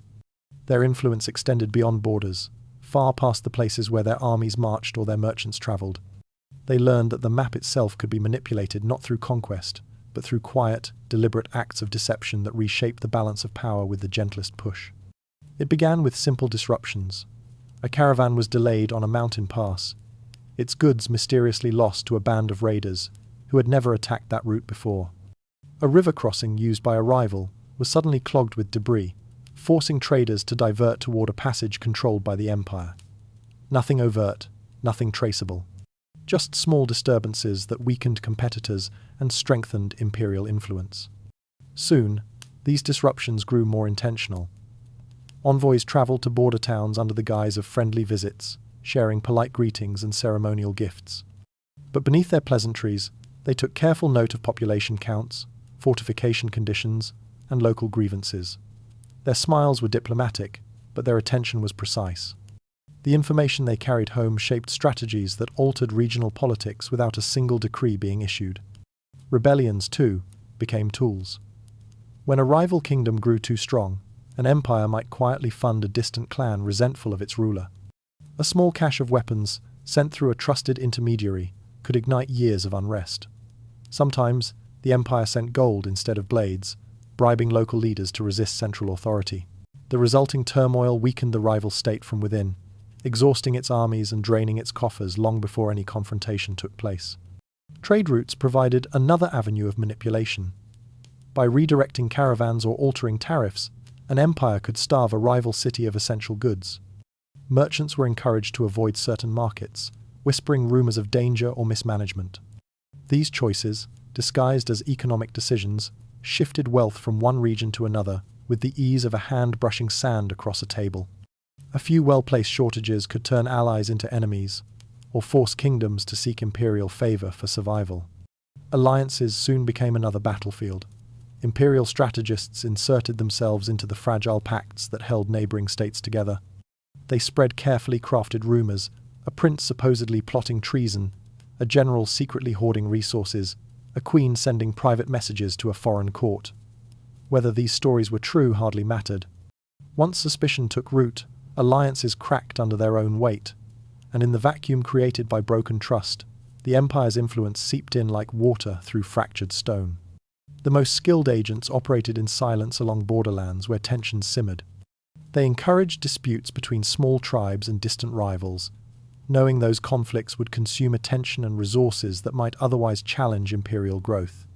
A minor skirmish over grazing rights, or a misunderstanding between merchants, could escalate into a years-long feud, all because an unseen hand had nudged it forward at the perfect moment. In these maneuvers, maps were no longer static drawings. They were living canvases of opportunity. Boundaries shifted subtly as weakened states lost control of their peripheries. Influential families in frontier towns declared loyalty to the empire in exchange for protection. Leaders of minor kingdoms found themselves surrounded by advisors who owed their true allegiance elsewhere. Geography changed long before anyone noticed, shaped by choices made in dim rooms far from the edges of empire. And yet, the tone of these actions remained deceptively calm. There were no trumpets announcing victories, no triumphant marches through conquered streets. Deception operated in quiet corridors, in the pause before two rulers signed a treaty, in the unspoken tension between allies who no longer trusted each other. It was a game of shadows, slow, deliberate, and devastating in its precision. In time, every empire learned a sobering truth. The same tools used to weaken rivals could also unravel their own foundations. Hidden manipulation fostered hidden vulnerabilities. Whispers that once undermined enemies could be turned inward by ambitious nobles or clever spies. The empire's strength became entwined with its fragility. And as Chapter 8 begins, the story shifts from expansion to burden, to the moment when empires stood at their peak, unaware that their greatest threats were growing from within. Growth is often celebrated as triumph, but within the quiet halls of an expanding empire, growth begins to sound more like strain. Victories echo through crowded streets, yet behind the celebrations lies a weight that deepens with every newly claimed valley. Every distant city added to the map. Expansion is not a straight path upward. It is a widening of responsibility, a stretching of nerves, a slow tightening of threads that were once flexible and now begin to pull taut. At first, the burden is subtle. A new territory needs a governor, a small administrative team, a few soldiers to maintain order. But as the empire expands outward, each addition triggers unseen demands. Mountain passes must be cleared for caravans. Roads must be repaired after heavy rains. Garrisons must be supplied, even in winter. A command sent from the capital may take weeks to reach a frontier outpost, and by the time it arrives, the situation may already have changed. Distance becomes a kind of silence, long, unpredictable, and dangerous. The empire's victories scatter its attention. A rebellion in one province flares while a drought in another demands urgent aid. Governors send pleas for supplies that cannot arrive in time. Soldiers stationed on distant borders fall ill during long winters, but their reports of disease reach the center too late for help to matter. The vastness that once inspired pride now feels like a labyrinth. Every corridor leads to another need, another cost, another potential crisis unfolding beyond the ruler's sight. Administration swells in response to these demands. Clerks multiply, scribes labor through the night, and record keepers fill shelves with reports that few leaders have time to read. What began as modest systems suited to a small alliance now must span thousands of miles. And yet those systems were never designed for such scope. Each new reform adds another layer instead of replacing the old ones. Flexibility hardens into rigidity, decisions slow. The empire begins to move like an exhausted animal, powerful but sluggish, unable to react quickly enough to the problems gathering at its edges. Taxes must rise to support the growing machinery. Caravans pay increasing tolls to traverse imperial roads. Farmers contribute more grain to fill granaries that must supply not just the capital, but dozens of distant garrisons. At first, people comply out of duty, but with every increase, discontent deepens. Rumors grow in markets and taverns. Some whisper that the empire consumes more than it provides. Others say its reach has become too wide for fairness, too vast for justice. The old alliance networks, once nimble and adaptive, begin to strain. Councils that once formed consensus now fracture into competing interests. Local leaders resent the interference of imperial officials who do not understand regional customs. Smaller kingdoms, once eager to align with a rising power, now fear being swallowed by its ever-expanding bureaucracy. What was unity slowly becomes tension, wrapped in layers of expectation and obligation. Meanwhile, nature itself becomes harder to manage. Floods sweep through farmlands that imperial engineers have neglected. Drought grips regions where irrigation systems have not been maintained. Outbreaks of illness spread through overcrowded cities, whose growth outpaced their sanitation. Each crisis reveals another neglected corner of the empire, another forgotten responsibility, another cost hidden beneath previous victories. Slowly, a realization settles over the empire like dusk creeping across the landscape. Size is no longer an advantage, it is a weight. The larger the empire becomes, the more fragile its foundations feel. Every frontier requires attention. Every distant people require care or control. Every new victory exposes another weakness. The empire begins to sense that it has outgrown its own logic, its own systems, its own capacity to sustain itself. No single disaster causes its decline. Instead, it is the accumulation of countless small pressures, the cracks beneath the marble floors, widening quietly with each passing year. Rulers attempt reforms, but each reform creates new complications. They attempt centralization, but centralization amplifies tension. They attempt delegation, but delegation invites corruption and miscommunication. The empire stands at its peak, yet feels strangely hollow. Its banners still fly proudly, but its confidence has begun to thin. It senses, though it cannot admit, that greatness has turned into burden. And in the next section, this burden will begin to pull the empire inward, as its own citizens and elites tug at the seams already stretched to breaking. As the empire swelled beyond its natural limits, the first fractures did not appear on its borders. They emerged at its heart. The institutions that had once worked in unison began drifting apart, like stones loosening from an ancient wall. Unity, once the empire's proudest symbol, slowly thinned into a fragile echo. And the people sworn to uphold that unity, governors, generals, priests, merchants, nobles, began to reshape power around themselves. At first, the shift was subtle. A governor delayed implementing a decree, claiming the roads were washed out or the local harvest too fragile to bear another tax increase. The general stationed far from the capital grew beloved by his soldiers, their admiration settling around him like a cloak he never sought to remove. A priestly order, emboldened by its influence over the people, questioned the emperor's decisions during rituals, disguising dissent as divine concern. Merchant guilds, newly wealthy from controlling trade routes, began funding city projects that once required imperial approval. Each group acted with polite independence, their justifications soft and reasonable. But beneath their explanations lay a growing conviction. The emperor no longer understood the world beyond his palace walls. The distance between ruler and ruled widened. Governors in remote provinces behaved with increasing autonomy, issuing edicts that suited local needs rather than imperial policy. Some started negotiating with neighboring states directly, insisting it was necessary for regional stability. Others collected taxes but forwarded only a portion to the capital, citing emergencies that were impossible to verify from afar.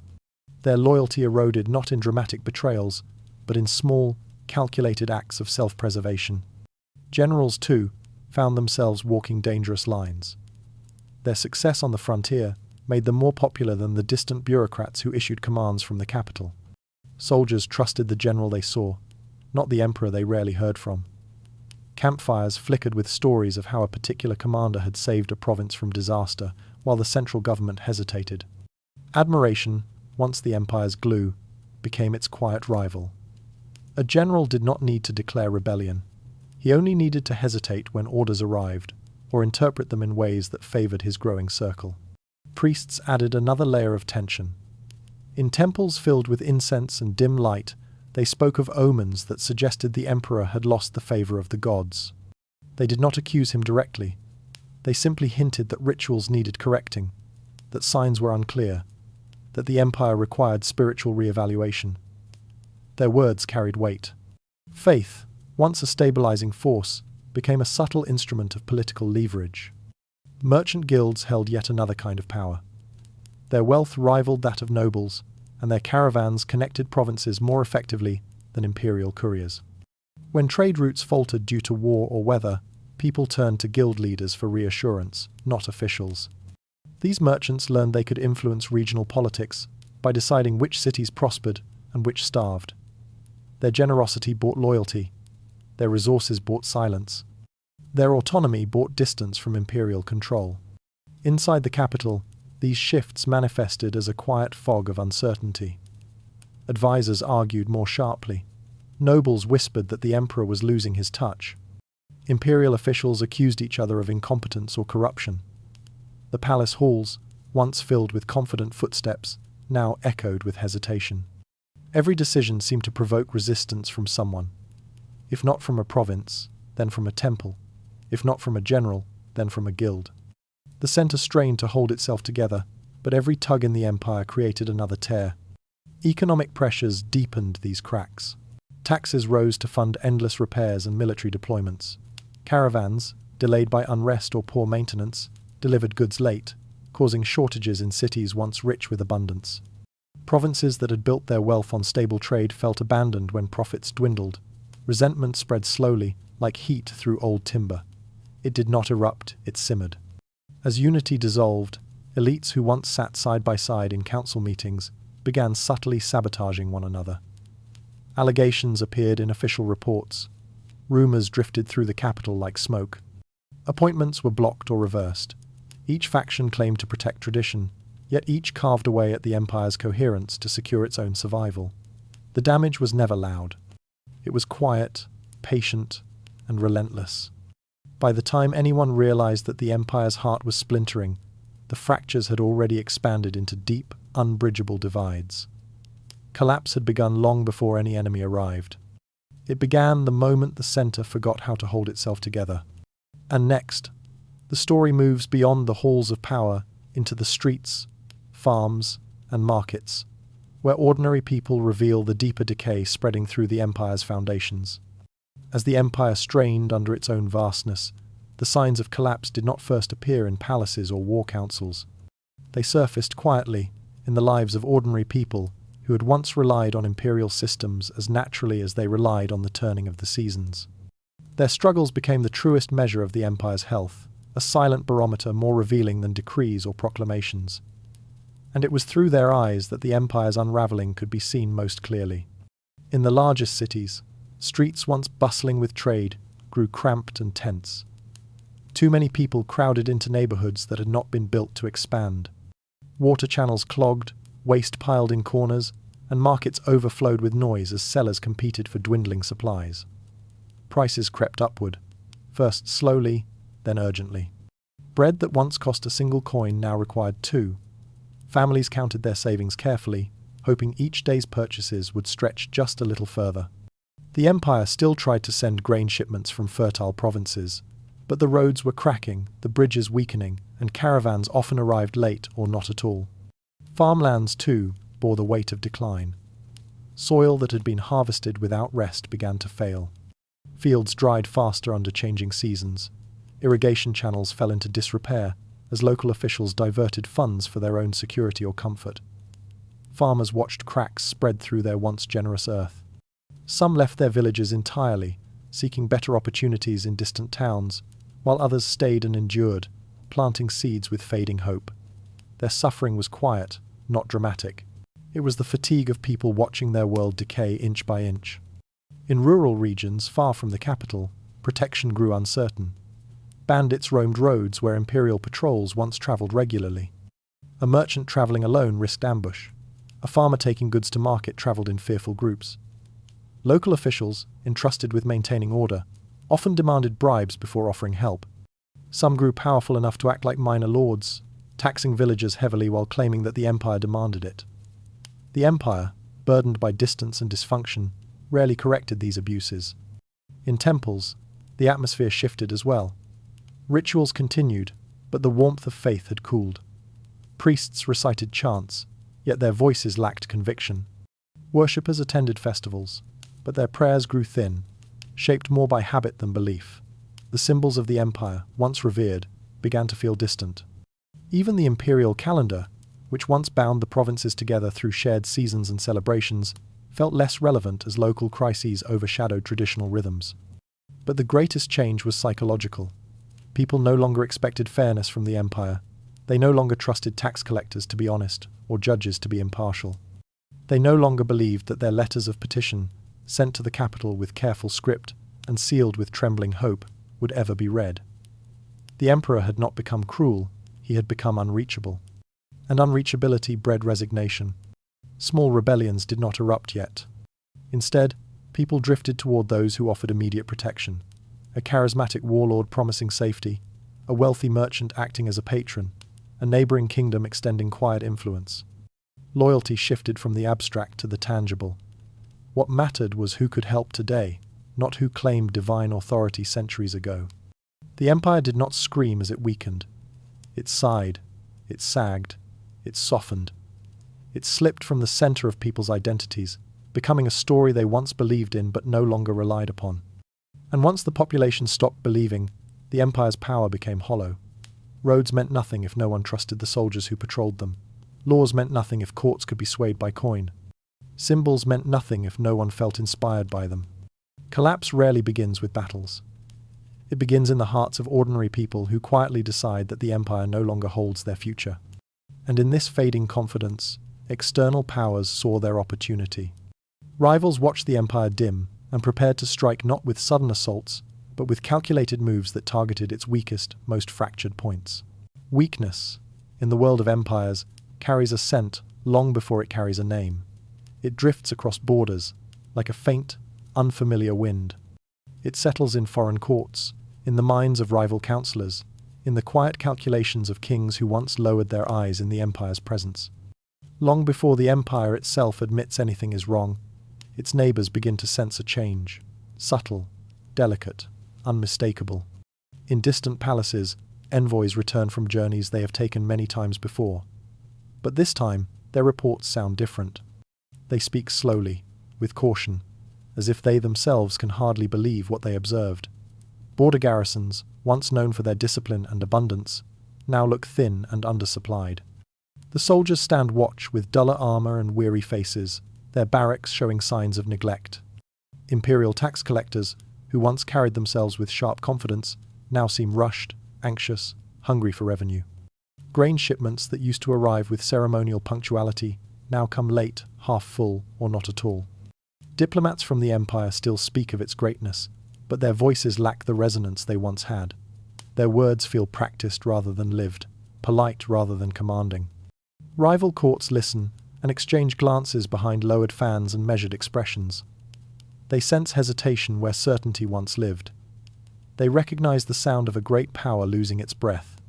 In these small details, rivals detect opportunity. Kingdoms that once bowed without question now gather in hushed council chambers, candles flickering against stone walls as they weigh possibilities that would have been unthinkable only a generation earlier. They do not speak of invasion, not yet. They speak of timing, probing, preparing. They review old treaties, measure old grievances, revisit borders drawn long before some of them were born. And as they speak, they realize something startling. The empire's shadow no longer covers them as completely as it once did. Cautious steps follow. A tributary kingdom delays a payment, citing a poor harvest. Another challenges a clause in an ancient agreement, insisting that the terms no longer reflect the region's needs. A third refuses an imperial request for troops, claiming local unrest requires all their forces at home. These are small acts of defiance, almost polite, but each one bends the map a little further away from the old order. Rival nations test the empire the way a hunter tests a wounded animal, slowly, quietly, without revealing intent. Scouts ride closer to disputed borders than before. Merchants subtly reroute caravans to avoid imperial checkpoints. Diplomats request clarification on long-settled matters, not because they expect answers, but because they want to see how long the response takes. Every delay, every contradiction, every vague promise becomes another data point in a growing portrait of decline. They see confusion where unity once stood. They see hesitation where decisiveness once reigned. And what they see gives them confidence. Even farther away, in realms the empire has not touched in decades, rulers convene discreetly to discuss the shifting balance. They ask their advisors whether alliances should be reconsidered, whether old enemies might now be useful friends, whether dormant ambitions might be awakened. The notion of a world beyond the empire's reach becomes not only possible but imaginable. Perception itself becomes a weapon. The empire need not lose a battle to lose its aura. All it must do is falter in the eyes of those who once feared it. Rivals whisper to their generals that the empire may be too large to defend itself. Merchants gossip that imperial roads are no longer safe. Priests murmur that the empire has lost the favor of the heavens. Whether these rumors are true matters less than the fact that they spread. Weakness radiates outward. It creates ripples across the political landscape, small at first, but growing as they move. And in those ripples, rivals see the reflection of a changing world. They do not strike yet. They simply prepare. For they know that once an empire can be analyzed, it can be undone. Once it can be measured, it can be surpassed. Once it can be doubted, it can be challenged. And the gentle probing that begins here will soon evolve into something sharper, strategic encroachment, deliberate pressure, and the subtle tightening of a noose the empire cannot yet feel. Encroachment does not begin with armies. It begins with opportunity. As the empire's strength thinned and its certainty dimmed, rival powers did not rush forward with banners raised. They approached slowly, quietly, like wolves circling an injured stag, drawing closer with each moment of hesitation. To those living along the empire's distant edges, the first signs felt almost harmless. A new trader here, a friendly envoy there, a foreign patrol spotted just across a familiar ridge. Nothing dramatic, nothing declared, just small shifts in presence that hinted at a world rearranging itself. It started in the borderlands where imperial support had long grown faint. Villages once visited by imperial tax collectors and travelling judges now saw neither. Roads crumbled, shrines fell into disrepair, and garrisons received fewer supplies each season. Into this vacuum stepped neighbouring kingdoms, offering something the empire no longer reliably provided: attention. They arrived with promises of protection, sending small bands of soldiers to guard remote passes for the safety of the region. Villagers welcomed them cautiously at first, but relief softened suspicion. A protector is better than a memory. Merchants followed. Rival states flooded imperial markets, with goods priced impossibly low: pottery, cheaper than clay, cloth cheaper than thread. Imperial traders could not compete. Workshops that had been busy for generations fell silent, as foreign wares filled stalls and warehouses. Craftsmen lost their livelihoods, apprentices abandoned their trades, and entire industries collapsed without a single sword raised. The empire's economic foundations eroded one shop at a time, each bargain purchase tightening another thread in the noose. Priests came next, carrying new beliefs wrapped in gentle words. They arrived in frontier villages, with songs and stories unfamiliar yet comforting, speaking of gods who listened closely, who walked among the humble, who rewarded devotion more quickly than the distant imperial pantheon. People weary from drought, insecurity, and neglect found solace in these foreign teachings. Shrines once dedicated to imperial deities slowly gained new symbols, new carvings, new prayers. Faith shifted quietly, like water finding a different path downhill. Diplomacy, too, became a weapon sharpened with charm. Ambassadors from rival courts visited imperial governors, praising their leadership, while subtly questioning the empire's ability to protect them. They offered trade benefits, favorable treaties, and private assurances that neutrality would be rewarded. The governors, already feeling abandoned by the capital, listened. Some began to cooperate unofficially, trading influence for security. Their loyalty thinned not through rebellion, but through pragmatism. Meanwhile, rival kings wove intricate marriages with noble families along the imperial frontier, claiming ancient ancestral ties in ceremonies framed as alliances of peace. These marriages created legal ambiguities. Children of mixed lineage, inheritances that crossed borders, new claims to land once unquestionably imperial. Maps blurred as territories once marked with clear lines now belonged to both sides or neither. City-states on the fringes sensed the shifting winds as well.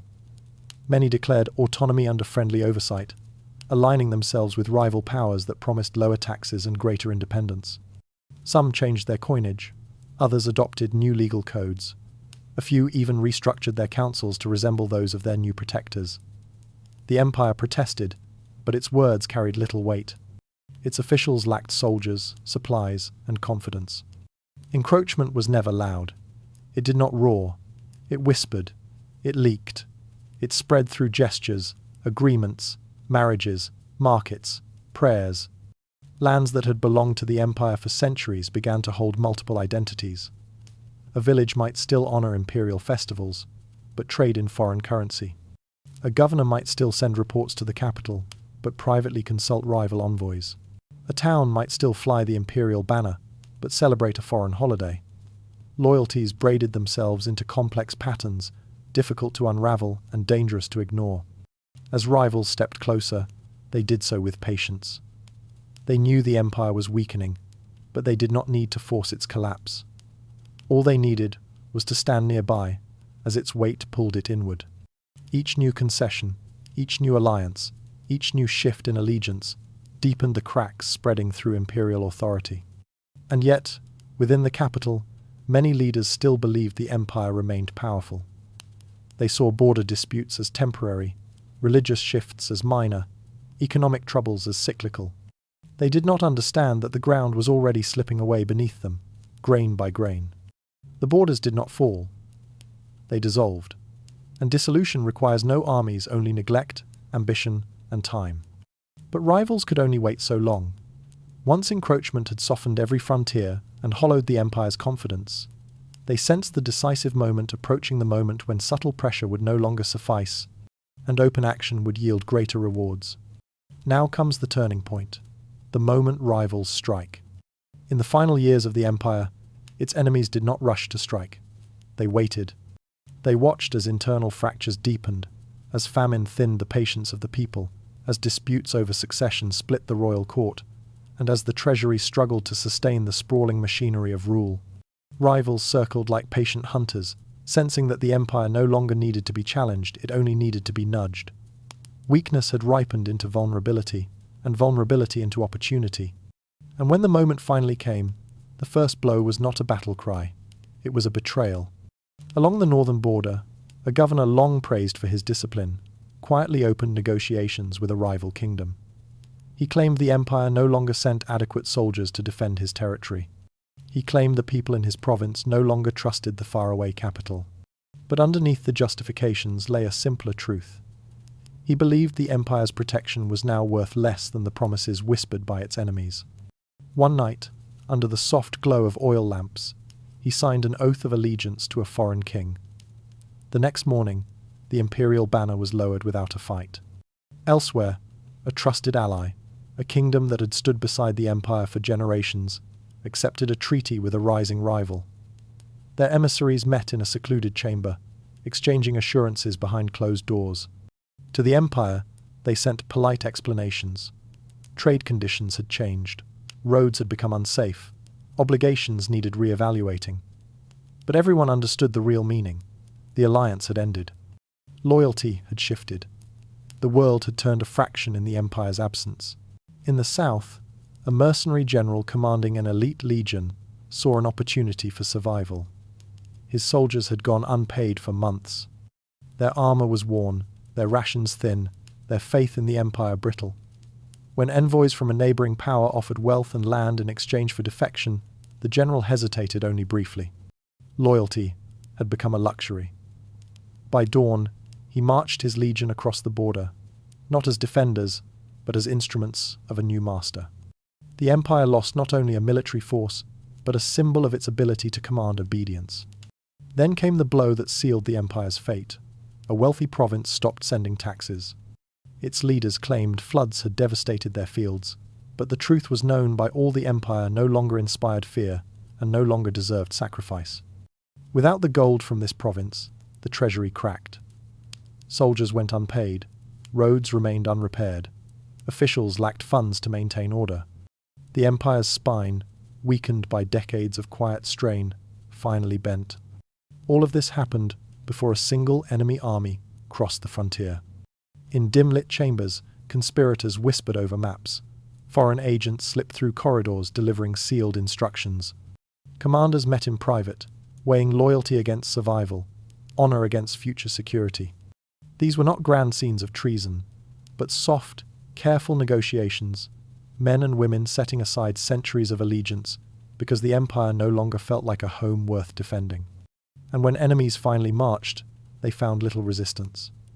Not because the empire lacked soldiers, but because the soldiers lacked conviction. They stood at their posts, but their hearts were no longer anchored to the old idea of unity. Many surrendered rather than fight.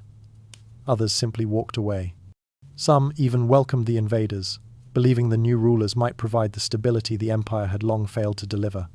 The empire did not fall with a thunderous crash. it folded inward, quietly exhausted. Its decline felt less like destruction, and more like release, the peaceful death of something that had grown too large, too stretched, too burdened to continue carrying itself forward. No final battle, no decisive moment, no heroic last stand. Only the slow, almost gentle unraveling of a world that had forgotten how to hold itself together. And now, as the dust settles and the banners fade, the story turns to what remains the final chapter in which we explore the legacy of a fallen empire, and the truth behind the pact between kings and shadows that continues long after the empire itself has disappeared. Long after an empire's banners have faded, long after its armies have scattered and its palaces have settled into dust, something remains. Not stone, not law, not memory in its pure form. What lingers is older, deeper, an echo of the very first agreement that shaped human power. It whispers beneath every rise and fall, as if history itself is caught in a cycle older than any kingdom that ever claimed to break it. The first agreement was not written, it was not spoken. It lived in the quiet understanding between early leaders and the shadowed minds who advised them. One offered strength, the other offered meaning. Together, they shaped stories that turned fear into unity, hunger into purpose, uncertainty into ritual. This pact created the world's first alliances, long before boundaries existed. And although centuries have passed, and empires have risen with more brilliance than their founders could imagine, the same pattern has replayed again and again, as if none of us ever truly left those early fires where power was invented. You can trace the echo through time. In every empire, leaders reached outward, driven by the fear of scarcity and the desire for continuity. Councils formed to manage growing networks, priests shaped myth to bind disparate peoples together, diplomats wove influence across distant lands, and strategists designed systems to hold everything in place. As centuries passed, the illusion strengthened. That order could be permanent, that stability could be engineered, that human hands could build something strong enough to outlast the fragility of human nature. But beneath that illusion, the ancient agreement remained. It murmured in the same rhythm. Fear creates alliances. Alliances create power. Power creates dependence. Dependence creates decline. Each stage felt new to the people living it. Yet the pattern was as old as the first kingdoms. Empires believed they were breaking ground, but they were only reenacting the script etched into the earliest human attempts at survival. The myths changed, new gods, new symbols, new rituals, yet the purpose was the same. Stories were crafted to comfort the anxious, to justify rulers' decisions, to transform uncertainty into divine order. People believed because they needed to. Leaders encouraged belief because nothing held an empire together as effectively as shared meaning. And so myth hardened into law, law into obedience, obedience into expectation. The cycle deepened with each generation. When cracks formed, they were never truly surprising. Expansion created strain because expansion always creates strain. Bureaucracy thickened because bureaucracy always thickens. Elites splintered because ambition always competes with ambition. The empire's people drifted into silent suffering, not because they were weak, but because systems built on illusion inevitably ask more than any one generation can give. The shadows behind the throne shifted, threatening to unbalance the structure they once supported. And rivals waited, sensing weakness the way predators sense a slowing heartbeat.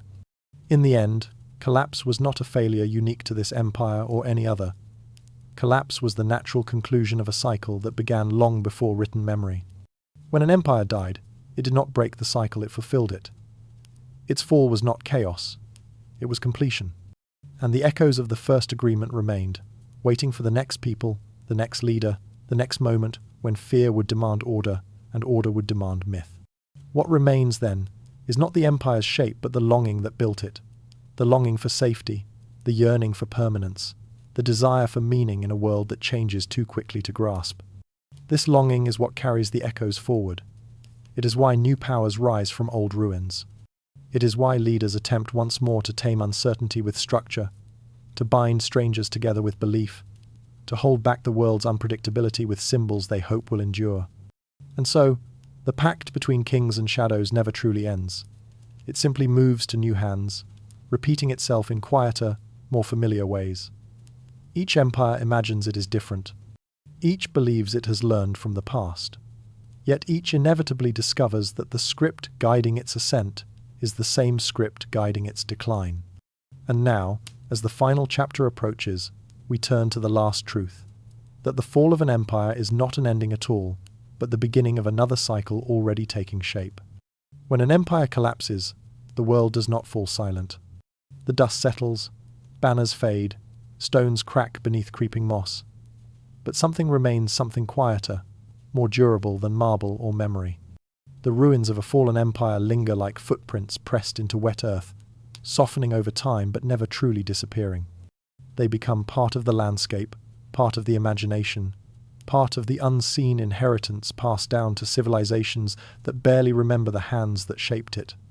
Long after soldiers have vanished and rulers have turned to myth, their roads remain.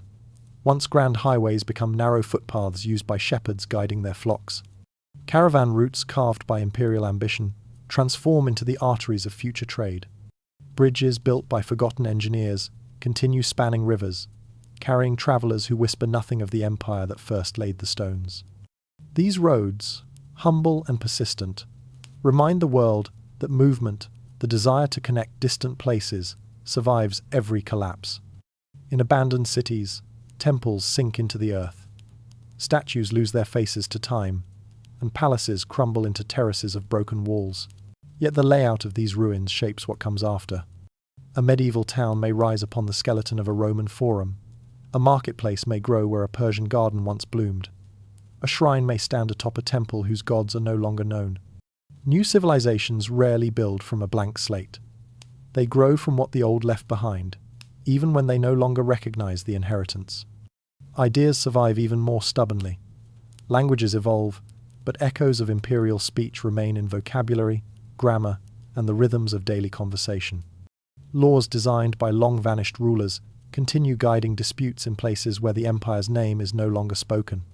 Agricultural practices, irrigation systems, terrace farming, crop management outlive the states that first refined them.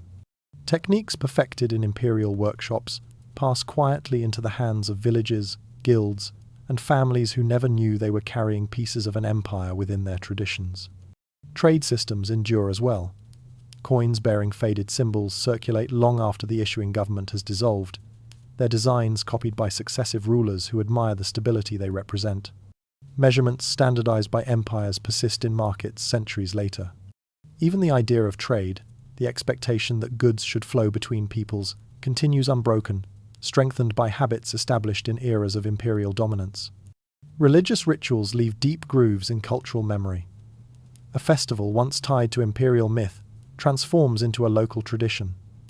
A rite introduced by missionaries becomes part of a village's identity. Gods merge, evolve, or disappear, but the spiritual patterns crafted by empires settle into the bones of the societies that follow. A prayer learned in one century may echo in another, stripped of its original meaning but full of lingering power. Even stories survive. Legends of emperors become folk tales. Battles once recorded meticulously in archives drift into mythic sagas. Prophecies whispered by ancient priests resurface in the words of poets who never knew the original context. The empire becomes a memory not of rulers and decrees, but of symbols, a golden age recast by imagination, a cautionary tale reshaped by time, a source of identity for people seeking roots in the vastness of history. Across continents, these inheritances flow quietly into new civilizations. Roman roads taught medieval Europe how to organize space. Persian administrative genius shaped Islamic governance for centuries. Chinese innovations, paper, compasses, gunpowder, traveled across deserts and seas to transform worlds that never knew the dynasties that created them. Egyptian religious motifs seeped into Greek thought. Greek philosophy shaped Rome. Roman law shaped Europe. Europe shaped the modern world. Every empire is both descendant and ancestor. Decline, then, is never destruction. It is transformation. When an empire falls, it does not leave emptiness. It leaves frameworks, habits, knowledge, and beliefs, waiting for someone else to claim them. What survives is not the empire's authority, but its imprint, the quiet patterns woven into daily life. Children learn to read using alphabets born in dead kingdoms. Architects design buildings using principles refined by forgotten engineers. Farmers water fields using methods devised by ancient bureaucrats studying river floods. And beneath all of this flows the original Pact, the yearning for unity, the need for order, the reliance on myth, the shaping of chaos into structure. The Pact resurfaces wherever people gather in numbers large enough to require leadership and story. It whispers in council halls, in markets, in temples, in the dreams of rulers who believe they can build something that will last. Empires die, but their ideas do not. Their forms fade, but their patterns endure. What survives after the fall is not the empire itself, but the echo of its longing. A longing passed from age to age, waiting for the next civilization to pick up the fragments and make them new again. And now, only one question remains. Why does the cycle continue? When the final stones of an empire settle into silence, when the last embers of its banners drift across the wind, the world does not pause. Life continues. New children are born. New leaders rise. New fears awaken. And slowly, patiently, the great circle begins again. The story of empires is not truly about marble walls, golden thrones, or armies that once thundered across the horizon. It is about people who rise, who fall, who hope, who fear, who reach for meaning in a world that rarely reveals its intentions. Empires rise because human beings rise. We gather around shared needs, shared dangers, shared dreams. When fear presses in, alliances form. When chaos overwhelms, systems take shape. When ambition stirs, structures grow larger and more intricate, stretching toward visions that feel comforting in their grandeur. An empire is the human heart built at a massive scale, carrying the same desires, the same anxieties, the same contradictions. And just as every heart eventually tires, every empire reaches a moment when the weight of its own creation becomes heavy to bear. The fall is not a failure of morality or intelligence. It is a reflection of the limits woven into all living things. People tire, systems age, beliefs drift. The spark that once united millions dims slowly, almost kindly, until the empire becomes something it never intended to be, a memory drifting into the dusk.